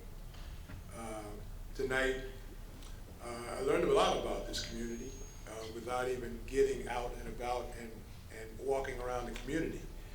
I learned a lot about this community because the community came to me. I left the Marriott and came over here to the convention center, and I parked and locked, and then group after group after group came up to take pictures and get some autographs, and also exude some of that energy that comes from this community that's so positive. So this is a great experience for me. Some of the things that I've heard tonight, I heard about the community, I heard about track and field, heard about wrestling, football, heard about some basketball, heard about some golf and bowling, right? I heard about people talking about loving their parents, which, as they should, love your parents. You only get one real set. Heard about coaches, heard about mentors, heard about teammates. All of these things I can relate to because in my lifetime, I was only fair at track and field. I was a non-factor in wrestling. I forgot baseball, the Little League baseball. The thing that touched my heart most is, what the Little League team was able to do at the Little League World Series. So you guys touched me the most tonight. You guys touched me the most tonight. And I want a lot of my message to be directed at you guys because you're still teenagers and you're still involved in sports. You love sports. Hopefully you love more than just baseball because I wasn't too good in baseball. I was on the Little League baseball team, and my batting average was 177. And my coach, since I weighed about 140, he said, as long as your average is more than your weight, then you're pulling your weight. And I'm like, that's not true. Who wants to bat 177? So anyway, to get back on track, I think a lot of my message is going to resonate with you guys because I wanted to talk about an experience that I had, and it is talked about in my autobiography, but everybody's not, hasn't read the autobiography. And most of the time when I'm interviewed, this doesn't come up, and I don't get to talk about it. So since this community is very much like the community that I grew up in, very much, because I grew up in Nassau County in Long Island, and I grew up in a town. For the first 8 years of my life, the town that I was in was called Hempstead. Anybody know Hempstead, Long Island? And then the next 8 years of my life, I was in Roosevelt. And Hempstead is like 35,000 people, and Roosevelt is like 15,000 people. So, I've come from, even though it was in New York, and it was overshadowed by New York City and all the things associated with the boroughs of New York, the Bronx, Brooklyn, Manhattan, the 5 boroughs. I was with the 2 counties in Long Island, Nassau and Suffolk, and the towns, that were out there, which all had individual pride and promise, and they had, had their own versions of the Hall of Fame here, with trying to recognize the accomplishments of the young people there, and either by offering scholarships or just offering them a path and making them see the light and making them understand that, man laughs, man plans, but God laughs. because God is the one that's really in control. And I learned that lesson very, very early because, you know, I had what could have been a career-ending injury when I was 11 years old. You know, I was playing football. You're the football player, right? I was playing football, but I was playing sandlot football. And I was playing out in the playground around the projects that I lived in. And I went out for a pass, and I'm running and I'm looking, and I end up tripping, and I fall into some broken glass, and it cuts up my right knee. It severs the kneecap and penetrates, you know, into the flesh. And I'm there looking, and I'm like, inside of my knee, I'm white. I can't believe it, because all I could see was white in there. And then the blood came, so then I became red. and so I hobbled, you know, to the apartment, and my mom, it was Saturday or Sunday, and my mom, you know, takes out the alcohol, dabs it a couple times trying to clean it up, and then wraps it, and then, you know, takes me, she actually was a house cleaner at a doctor's office, so she takes me to the doctor's office, which was also his home. So we go there, and he looks at it, and he says, you gotta take him to the hospital. So I go to the hospital, and, you know, I'm 10 or 11, I think I was 11. And we go to the hospital, and, you know, they decide they gotta surgically repair it right away. So they cleaned it up, they surgically repaired it. So I probably get 19, 20 stitches. You know, I still have a scar on my right knee right now, from the bottom to the end. And you can imagine when I was an 11-year-old, what a scar like that long looks like when you're an 11-year-old. So I get a cast put on, and I go from being one of the fastest running kids in my neighborhood to Mr. Hopalong, Slowpoke, whatever. They call me all kinds of nicknames, you know, that you get, because kids can be very cruel, and you know, that in itself was very, very discouraging. And the uncertainty of how it was gonna turn out once the cast was taken off, you know, that was scary. So I guess about 12 weeks passed, 12, 14 weeks, and I get my cast taken off, and I don't recognize my leg. It looks like I got one leg and 3 arms, because the atrophy on it, you know, was so bad. And, you know, I looked, and when I went to run, you know, I wasn't nearly the guy that I used to be. And I'm only an 11-year-old kid, or whatever. But in that neighborhood, and I want to talk a little bit about this wasn't what I had planned to talk about, we had a park right next to the housing projects that I lived in.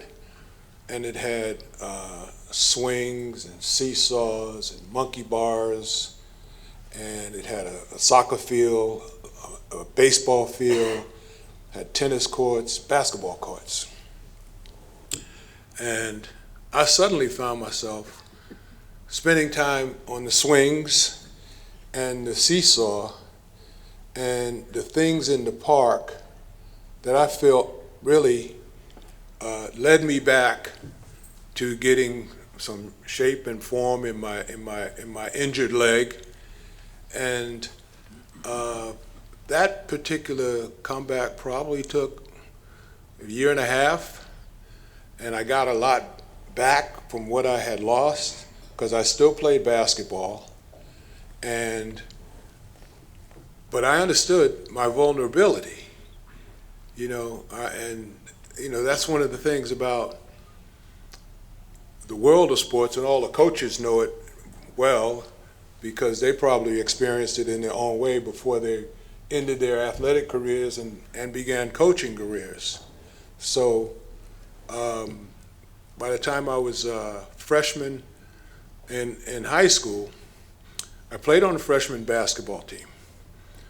And I was at Roosevelt Junior Senior High School.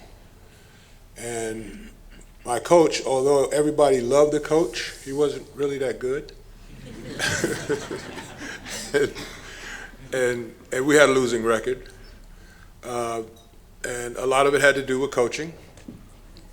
That was my opinion, you know. And I wasn't a super opinionated guy. I mean, I was just one of the guys. And the next year, I played JV basketball, and we were better.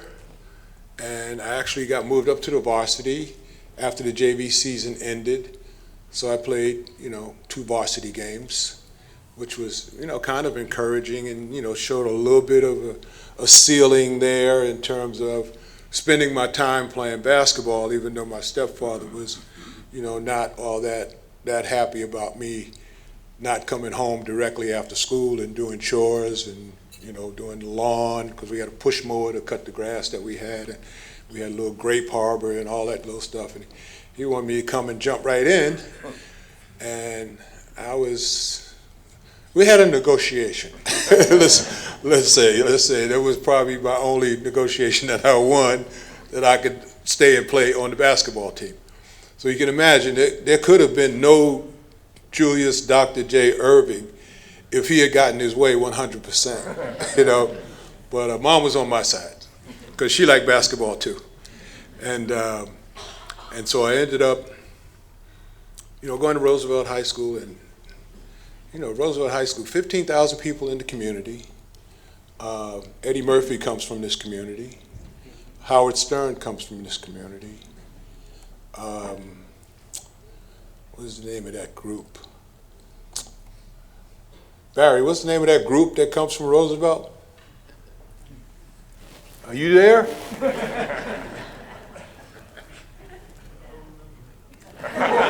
Public Enemy? Did you say Public Enemy?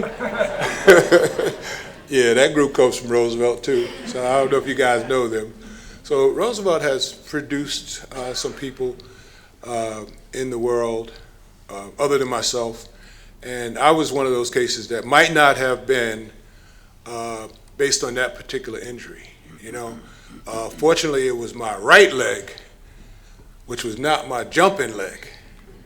And, my left leg is my spring up leg, and the one that, with the hang time, where you can put the air brake on when you're up there and do different things that would excite and amuse different people. So fortunately, it was the left leg, and maybe hurting that right leg even made the left leg even stronger. But that's not what my message is tonight. My message stems from after deciding to go to the University of Massachusetts, and thanks for the shout out of UMass tonight, because, one of your guys played freshman basketball with me. And is Joe here? Is Joe in the house? Is Joe in the house? Where is Joe? Joe's back there? Yeah, okay, there's my UMass buddy right there from those years, long time ago, 1968, right? 68, 69, 17-0, freshman team. Undefeated. 17-0 is undefeated, Joe.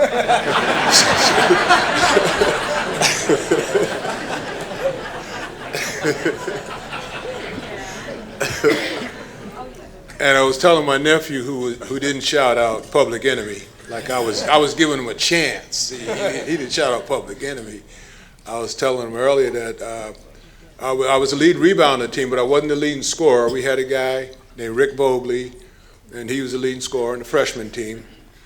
And he was one-dimensional. That's all he could do was shoot. So we let him shoot.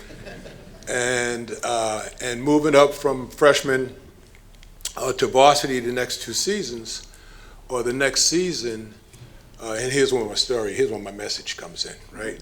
So my sophomore year, it was a breakout year, playing on the varsity, posting big numbers, and, still feeling that, I went to college to be a student athlete, You know, I wanted to graduate, and I wanted to study business, and the basketball was just like, it was just a bonus. You know, the sports piece, it was just an added bonus. It was God gifted me with, you know, the ability to produce the type of members that would attract somebody to me, to offer me a scholarship. And I probably had a handful of scholarships in places I wanted to, that I could have gone to. And I picked UMass because it was a relationship between my high school coach, whose name is Ray Wilson, and my college coach, whose name is Jack Lehman, and they both had played together at Boston University. And Ray was a freshman when Jack was a senior. So their relationship, they had a long-term relationship, and it was just trust. You know, Ray was entrusting me to Jack, that Jack would, you know, do right by me because I was just Ray's guy.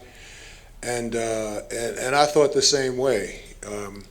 And I didn't want to go, and I wanted to go to a college that had big campus experience and all the things that basically UMass had to offer. My counter to that was the second choice, if I didn't go to UMass, which was St. John's University, which was in Queens, which was urban, which didn't have a dormitory, which had apartments for the athletes to stay in, and so on and so forth. So, St. John's, UMass, St. John's, decided to go to UMass. Did I make the right decision? Absolutely. Right for my family, right for myself, and it was pretty good for UMass. So I still haven't started on what I wanted to talk to you guys about tonight. So the stuff is just all lead into it, I think, you know. It's lead in because, you know, we have a great country, and the Olympics are a big part of American history, American sports history. You know, there was one of the young ladies who's a swimmer. Where's she at? What's her name? She's all right.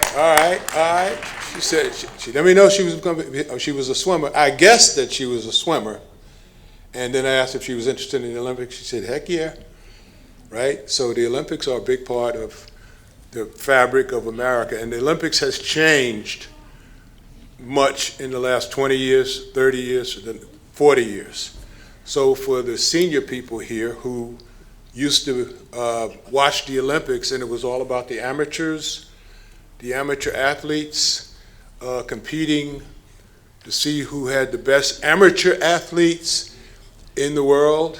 And when the Olympics started more than 100 years ago, that's really what it was all about. Am I hearing something out there? What it was all about. You know, we were attracted to it, and the gold medal meant something.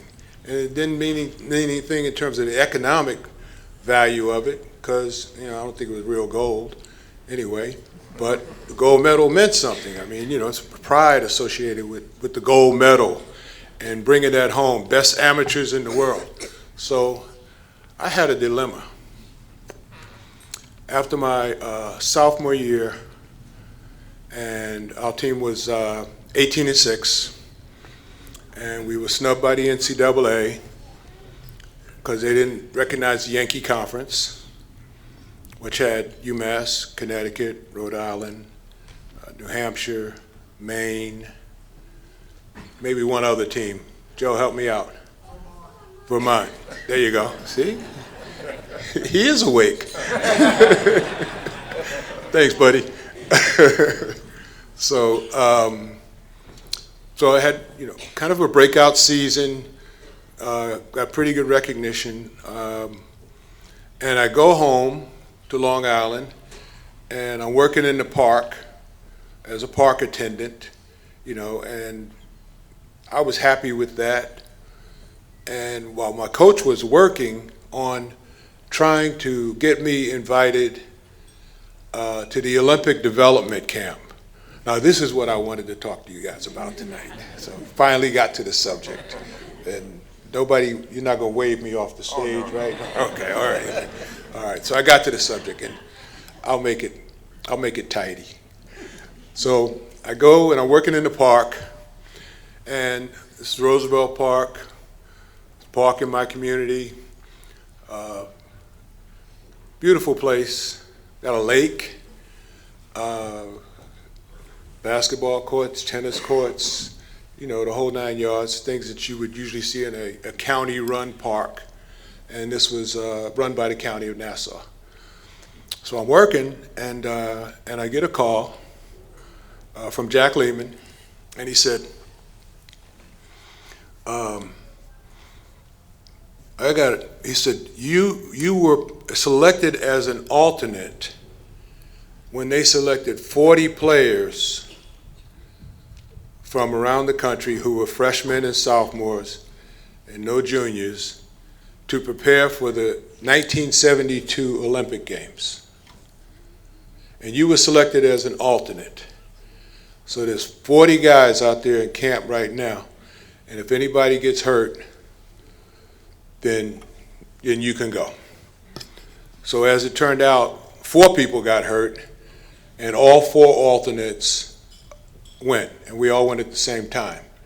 And we went to Colorado Springs, and that's where there's a lot of lightning at night, and storms go flying by. It's a different type place, but it's a beautiful place, and it's a beautiful setting because it's like the Air Force Academy. Right, it's right there. So I get called to go out, and I had finished, you know, pretty successful college season, but my mindset was, you know, I came to college to graduate, and basketball was extracurricular activity. So my focus was to go to UMass, and in 4 years I can get a degree, and whatever was whatever, because I wasn't really thinking about pro basketball. And so I had finished 2 years of college, and pro basketball definitely wasn't the first thought on my mind, as opposed to today where people in 7th and 8th grade who are dabbling with the portal and who are thinking about NIL money and so on and so forth are already projecting their life path with being a professional athlete. And here I am, I'm 20 years old. I don't even know if I could, I mean, I'm not thinking about it because I don't know if that's something that I could do. So there are a lot of people asking, when did you know? When did you know? Well, I go to the Olympic development camp, and there's Tom McMillan is there from Maryland, who's an All-American. This guy Cyril Baptiste is there, who's 6'10", who went to Creighton University. Joby Wright, who was from Indiana, guy from Savannah, Georgia. He's 6'8", and he's a monster. He's built like Karl Malone. Paul Westphal is there from USC. And a host of other guys are there. And I get there, and you know, when I go to the dormitory, you know, the side conversation in the dormitory, there's a guy there from Dartmouth. His name is James Brown, at Dartmouth College. And he's like, yeah, well, you know, next year, because he was a sophomore too. So, you know, he said, you know, when I get ready to turn pro, here's what I'm going to ask for. So he starts that conversation with a circle of guys. And I can't be a part of that conversation because I don't know what the deal is with pro basketball. I mean, I just know, you know, I turn on the TV and I see Wilt Chamberlain and I see Bill Russell going head to head and whatever, and you know, but all the stuff, and I'd never been associated with an agent, and I guess I was relatively, you know, naive to some of the things that were going on around me in the pro world, because I was really an amateur, and my focus was on being an amateur athlete and being the best amateur athlete that I can be, and I was starting to produce numbers because that sophomore year, you know, I averaged 27 points and 20 rebounds. And there was only one other guy doing that, and that was Artis Gilmore. who was a 20-20 guy and whatever. So I thought, well, maybe I get a lot of rebounds because my guards shoot a lot and miss a lot. So I'm always ready to go get the rebound. As soon as it goes up, I'm saying, there's a rebound right there. I'm going to get the rebound. So maybe that was it. Probably got a lot of offensive rebounds, but I got a lot of defensive rebounds too. And my mindset, whatever, still thinking as an amateur, not thinking about the whole route to the pros. So we go to a scrimmage. John Bach, anybody know the name John Bach?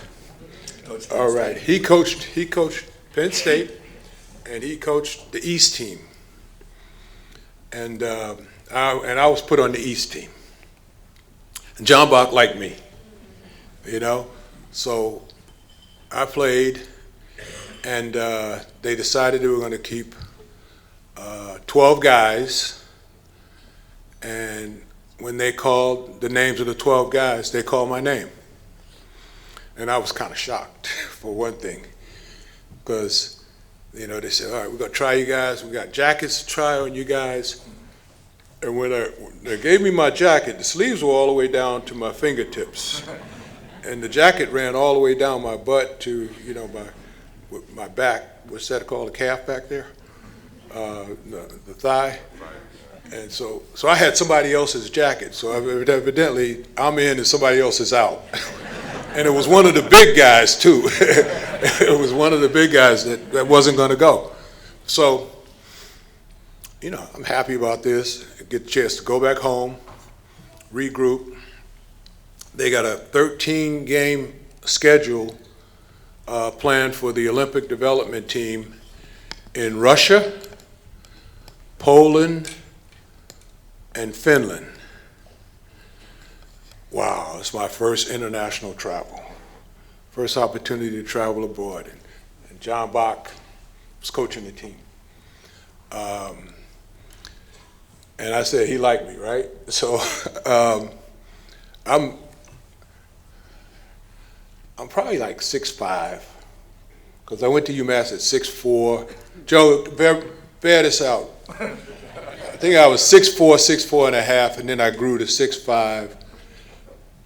Freshman and sophomore year, I still was not 6'6", so I was 6'5". Had another inch to grow. So, because I'm 6'6" now, and I'm shrinking. So anyway, is this story okay with you guys? I'm not, because I could talk about something else. So far. Is it okay? So far it's okay? All right, so we got these 13 games to negotiate and talk about, right? And it's against the Russians, the Russian national team.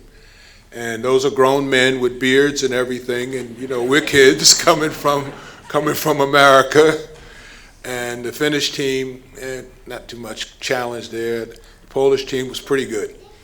So we go and we play 13 games and we end up 10-3.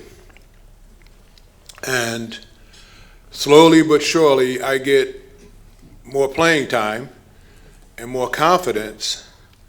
So at the end of the 13 games, these guys, Cyril Baptiste, Joby Wright, Tom McMillan, right? 6'8", 6'10". Millen is like 6'11".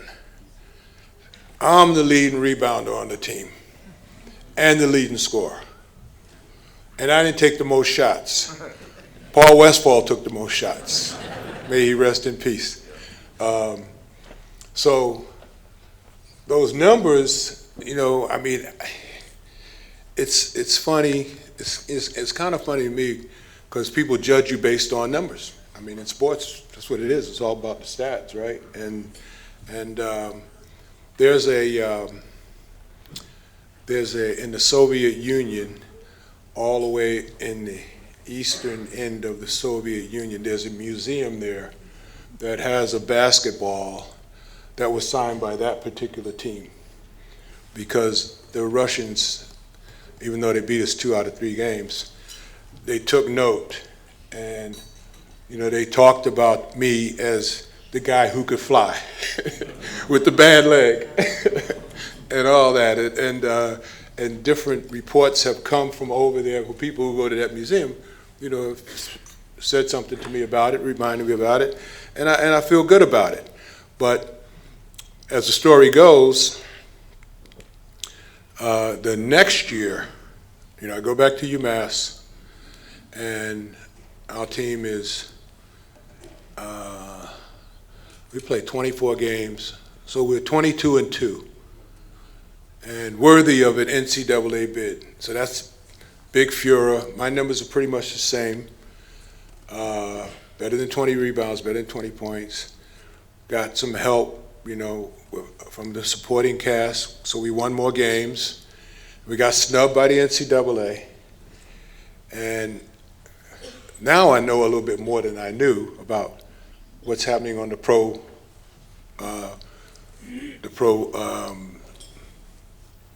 what do you call it? Circus? Yeah, the professional circus. Let's just call it the pro circus, because that's kind of what it was like, for lack of a better term. So anyway, season ends, and an agent comes around, and he's talking to me, and he's already talked to my high school coach. He talks to the college coach, and he arranges a meeting. And the meeting is to meet up in Philadelphia and talk about playing professional basketball. So what I know at that particular time is that the NBA has a rule: you can't get into the NBA draft and you can't play in the NBA till 4 years after your high school graduation. So there was no one and done. There was no underclassmen signing for the NBA. But the ABA had no such rule. And this was a meeting with the ABA. So, meeting with the ABA, I don't know a whole lot about the ABA. They did have a team on Long Island called the Nets. And they had a team in Virginia, they had a team in Memphis. And, so they had 9 teams, and the NBA had 14 teams at that time. So there were only 23 professional teams, and 9 were ABA. So we get into a conversation at this motel in Philadelphia, coincidentally Philadelphia, where I ended up playing my whole NBA career. And as the conversation goes, they're doing a little back and forth, and the agent is playing the game because he was kind of working for both sides, right? He just wanted to get a contract signed so he can get his fee, right? So we're in Philadelphia, and I invite my high school coach up, so he comes. He's part of this conversation, and we're there. And the names aren't that important, but Red Kerr and Johnny Red Kerr and Al Bianchi are the guys representing the Squires. So, they keep saying Squires, and I'm like, who the heck are the Squires?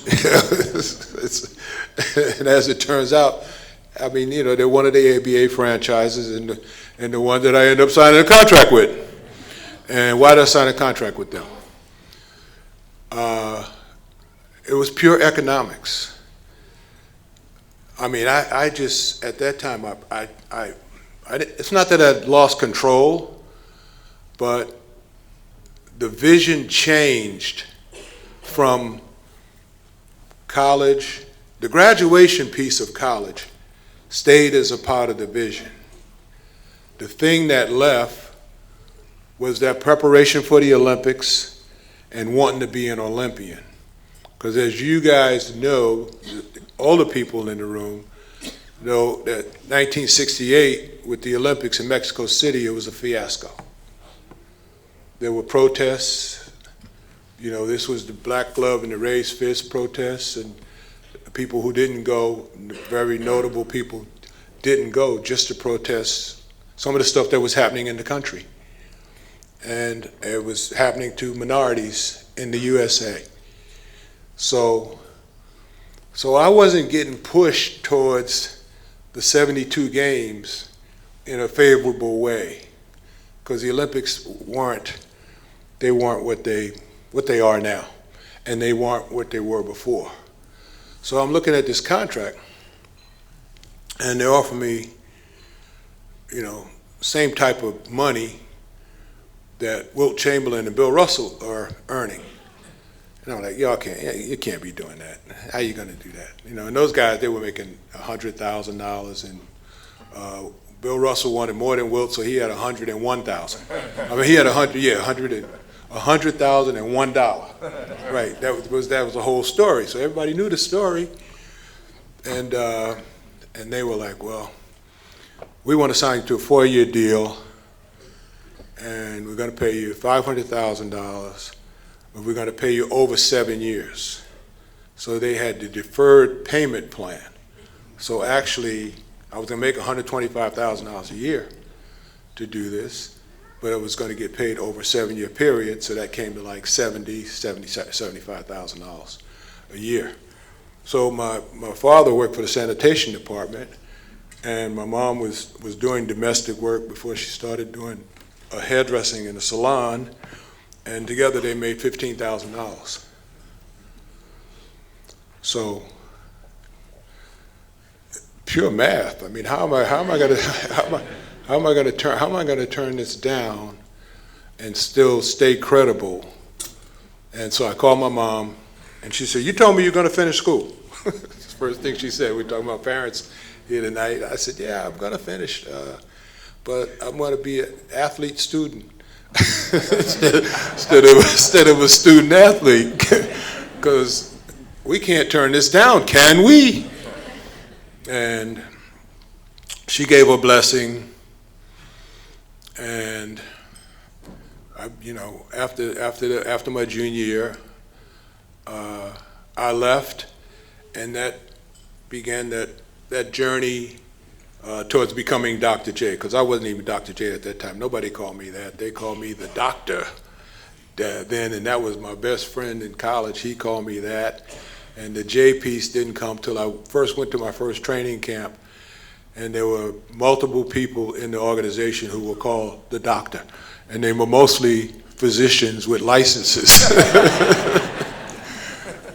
So he said, "Well, you could be Dr. J." I said, "Okay, that sounds pretty good." And Dr. J is born out of all of that. I literally cried when I realized what I had done to my teammates. That, because we had not succeeded in going to the NCAA tournament, and we went to the NIT and we lost to Marquette the first year, who won it, and then we lost to North Carolina the next year, who shouldn't have even been there, and then they won it, or whatever. College for me had gone as far as it can go, but for my teammates, I really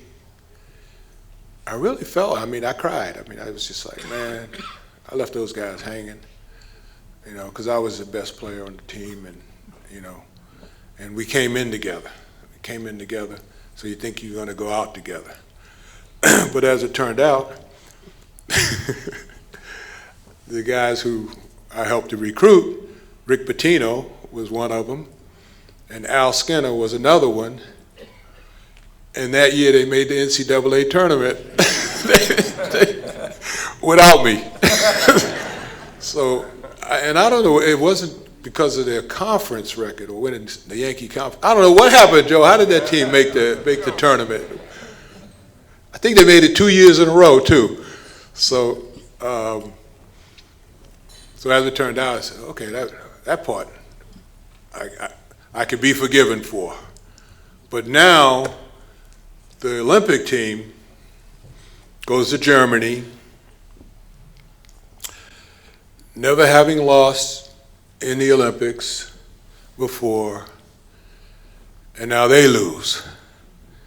And they had that shooting in Germany. There was a lot of crazy stuff going on in Germany during that time.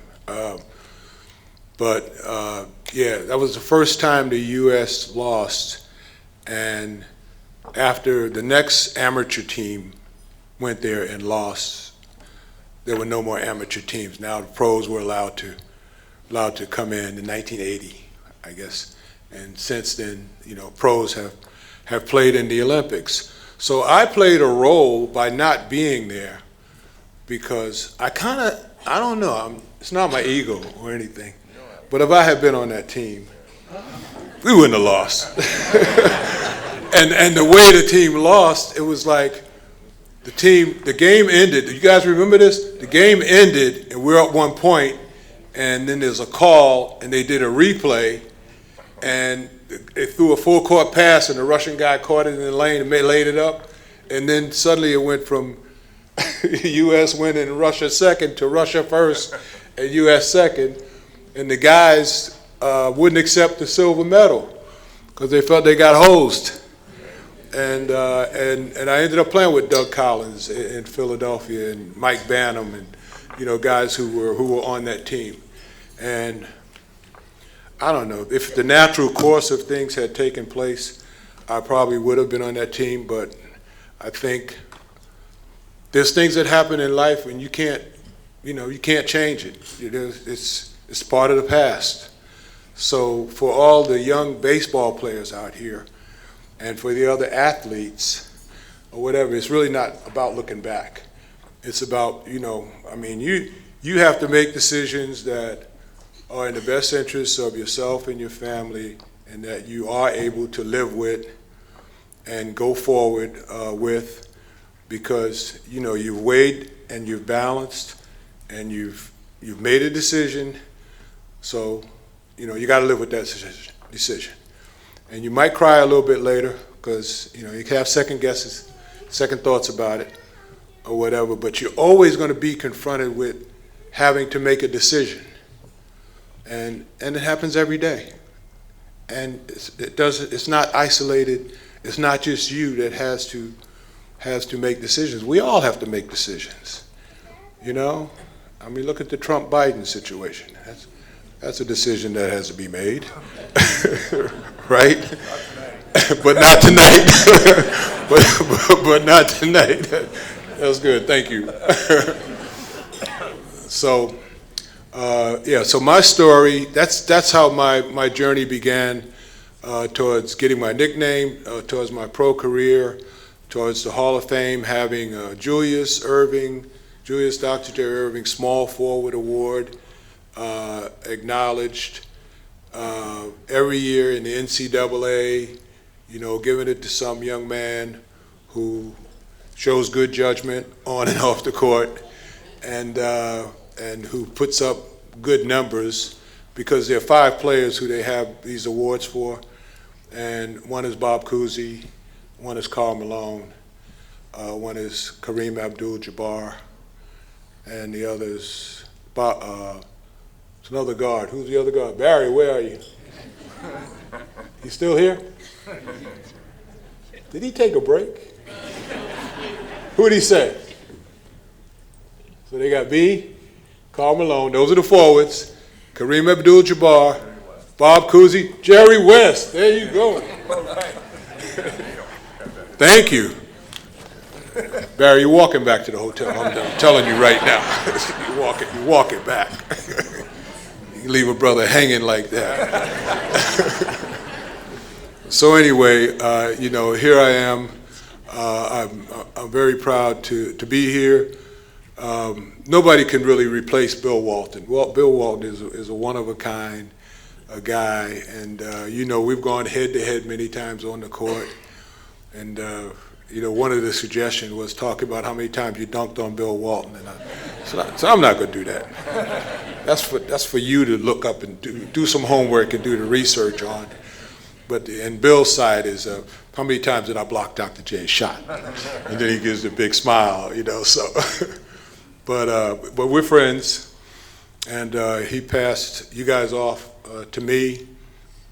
Hopefully, my time here has been a little entertaining to you and very educational in terms of knowing some stuff that you probably didn't know, or maybe you knew it but you stopped thinking about it a long time ago, because the 70s and 80s, were quite a while ago, except for Mama over here. Wasn't that long ago. She was grown during that time, and Being here, I feel like I was welcomed with open arms, and I look forward to the next visit. Thank you, gentlemen.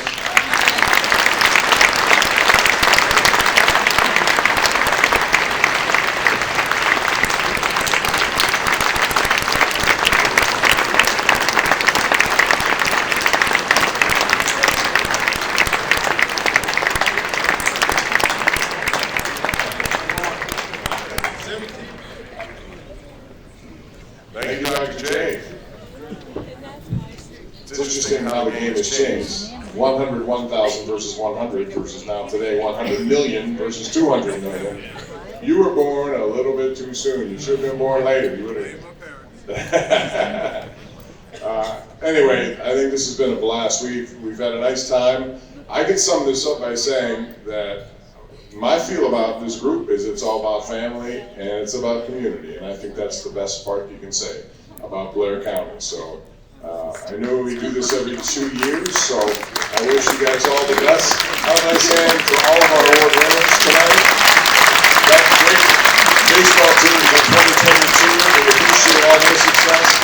You two look forward to seeing you in college when you do. So thank you, and thank you for having me here. I really enjoyed it. It was great to meet so many nice people. So again, thank you. Hope you had a good time tonight, and we'll see you in 2 years when we have another class. Sports Hall of Fame.